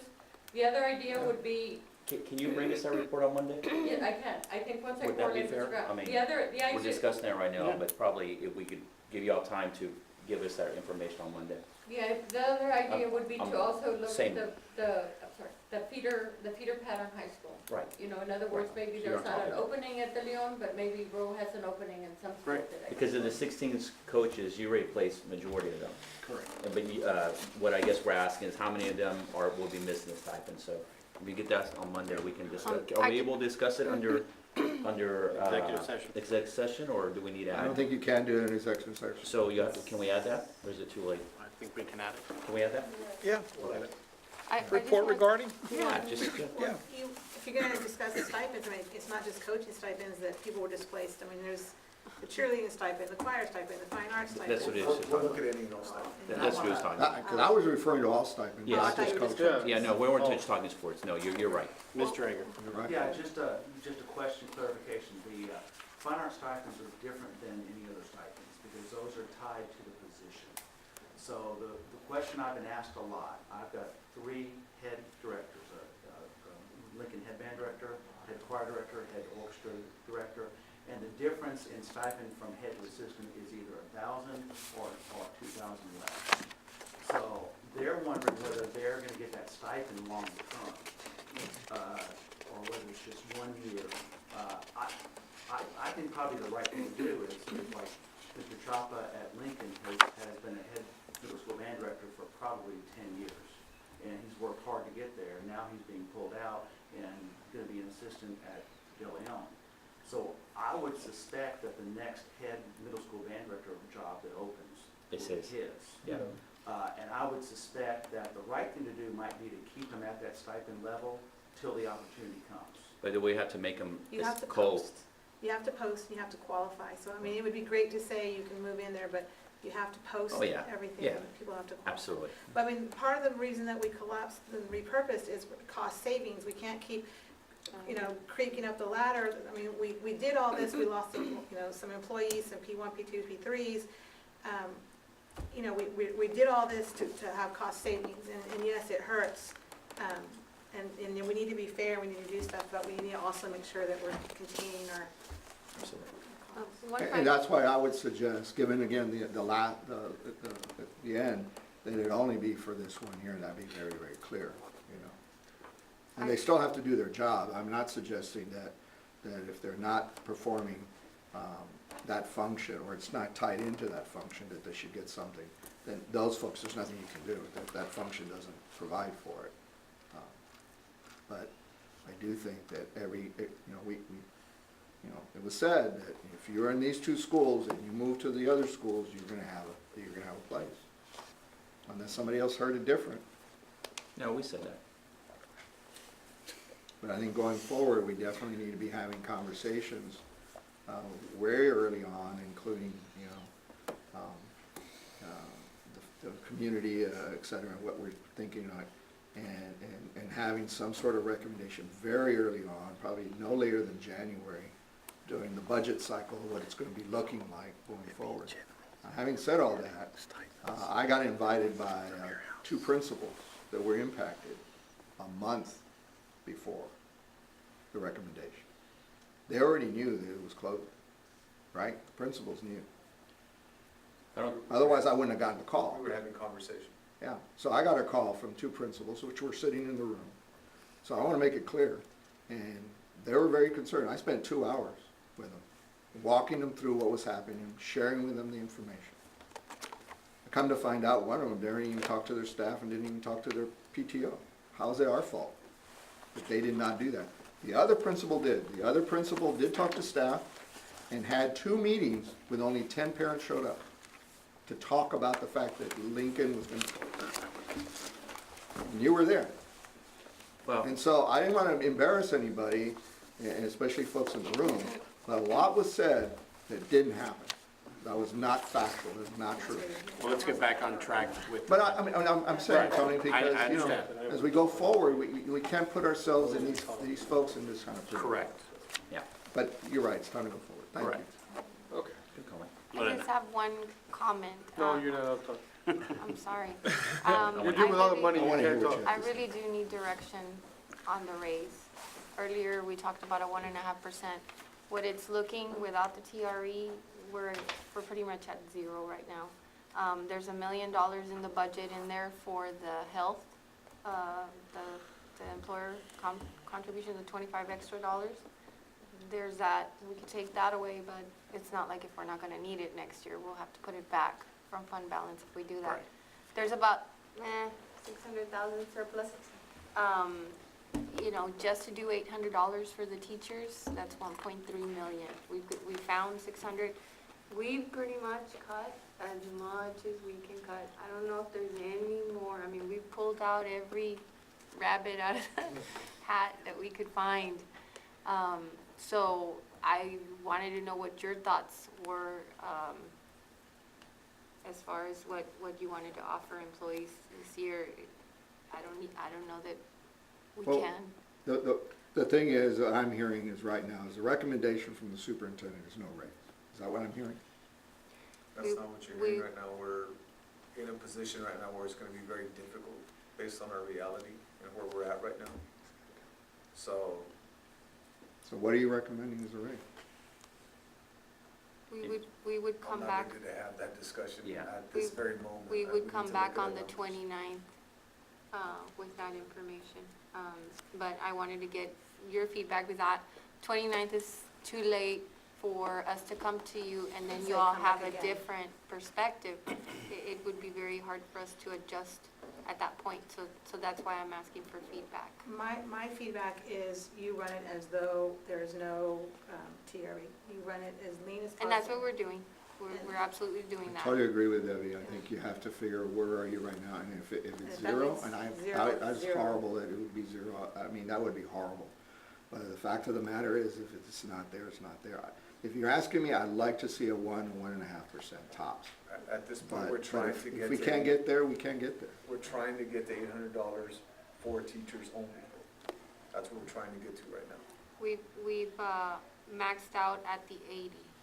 The only other option would be to go up another percentage, but then we'd have to cut it from all the presentations that you saw here, that extra, and then we'd have to contend with deeper cuts next year to make up that, where we regress.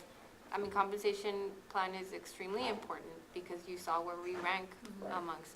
So we don't give a raise. I mean, that's very concerning to us as well, because if we don't give a raise, we lose all the traction that we gain. So, you know, but we've cut over 100 positions and over $5 million. We were about almost $10 million. We're working with about a $10 million deficit in comparison to last year's funding. Most of that is, you know, the state aid. Property values went up, so state aid went down. In addition to that, the enrollment. Because of the enrollment, that also trickled to all the other programs. You saw how every little bit that they lost, you know, food service lost $1 million. That's $800,000 we can no longer use for payroll costs. That's a big chunk. So multiply that times every single program. So that's what we're currently facing. I think we've seen it, and if it's not there, unfortunately, it's not there. And it's a very difficult decision, and it's just something that is a grim reality. If a business is not profiting, we can't expect to share profits that aren't there with our employees. When we come with the TRE discussion of items that if it passes, are you proposing at that time to include any money set aside for salaries? Yes, definitely. Even before knowing that we would be at zero right now, we were thinking that a portion of the TRE, our recommendation was going to be that it includes some sort of compensation piece. Would they see that money that same year? Yes. But if you don't Wait a include minute, it, no. no. They No, would, what? we would retroactive it. You know, after September, we'd go back and recalculate That would, salaries. yeah, we'd have to do a resolution to do that, wouldn't you? Right. You just can't just do it. You have to do some sort of resolution that allows us to do that within that fiscal year. You need to look into that, because I don't think we can just do a simple budget Retroactive amendment. pay. I don't think we can. So that's what I thought the resolution was. The budget so- amendment for the approval of the budget, there'll be two budgets. There'll be the one at the $1.04, 11.5 cents, and then there'll be a budget addendum Okay, okay. that's approved on the 25th, and that would have Yes, that if it passes, that becomes, that activates it. Is there a scenario, just that if, you know, if the TRA does pass, is there a scenario where those funds run out? Are we gonna be relying on every year on that TRA extra money to get pay increases?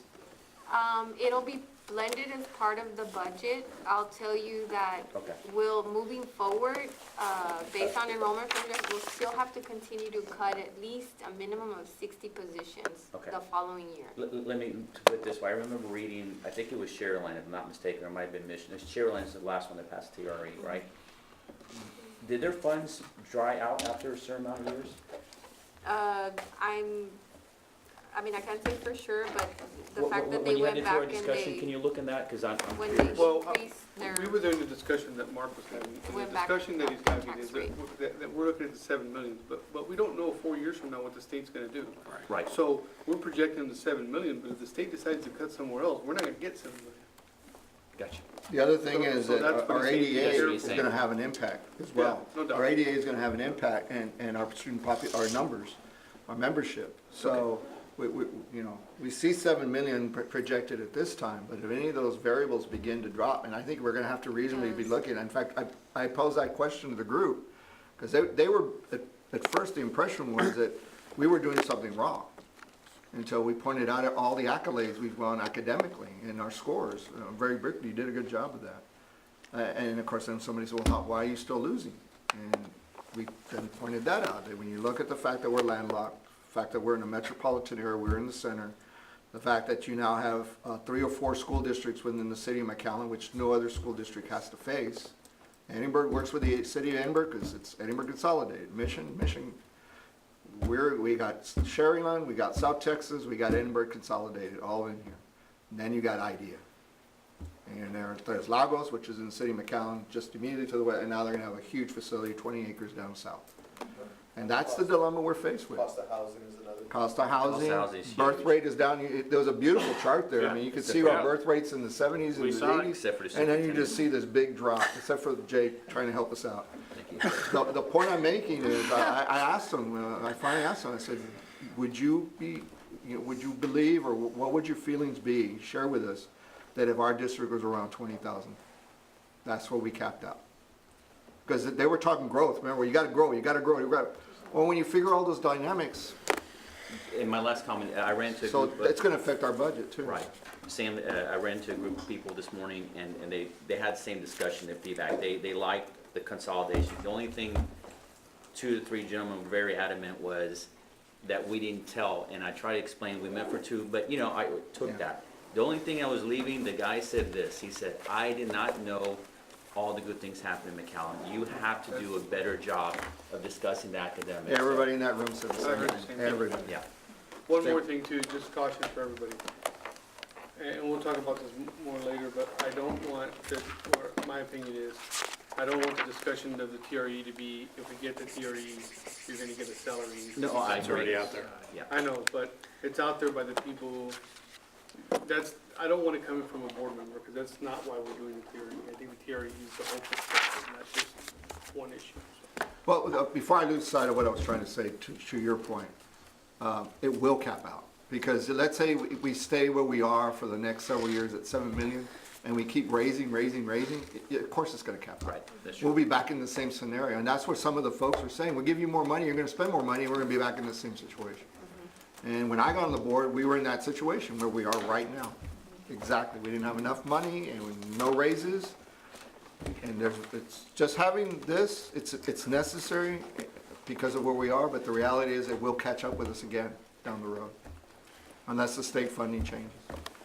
I was gonna say, Lorena, if you could also have a scenario of not the teachers, but if you could do the auxiliary, you know, the groundskeeper, the custodian, the bus Yes. drivers, because they're taking that whole week of Thanksgiving off, it really messes up their salary too. So if there was, you know, instead of doing $800 for the teachers, if there was a recommendation from you for the auxiliary, as, you know, if we can't do the 800, maybe we can do something for the auxiliary. It's, you know, small, but. And then you also have the paras who are very close in salary as the auxiliary, so. it's My kind of hard to feeling isolate is groups. that if we're all in this together, and that's, I think we've been saying the last several years is everybody's in it. Even if it's a 50-cent raise, because I know we do it on the hourly rate for them. And that one year we did $1 raise per Yep. hour. So, I mean, if there's a way to figure it out that, Without maybe it's not 800, Yeah. maybe it's We're 500, but doing it everybody's, without tiering, regardless. is that what you're thinking Yeah. too? That we're all in it together.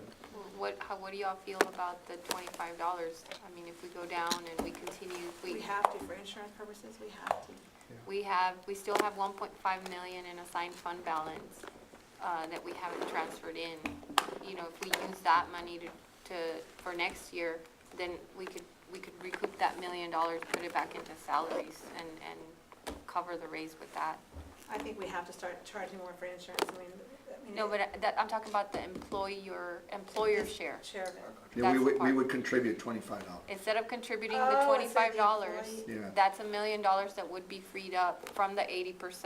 Right. So that I could put it into salaries, and then we could use the 1.5 million that we have in reserve, so that next year we monitor the cash flow month by month, the way we've been doing, and as needed, we transfer in. So that's the other creative option. I don't know how y'all feel about that. but that would still be no raise?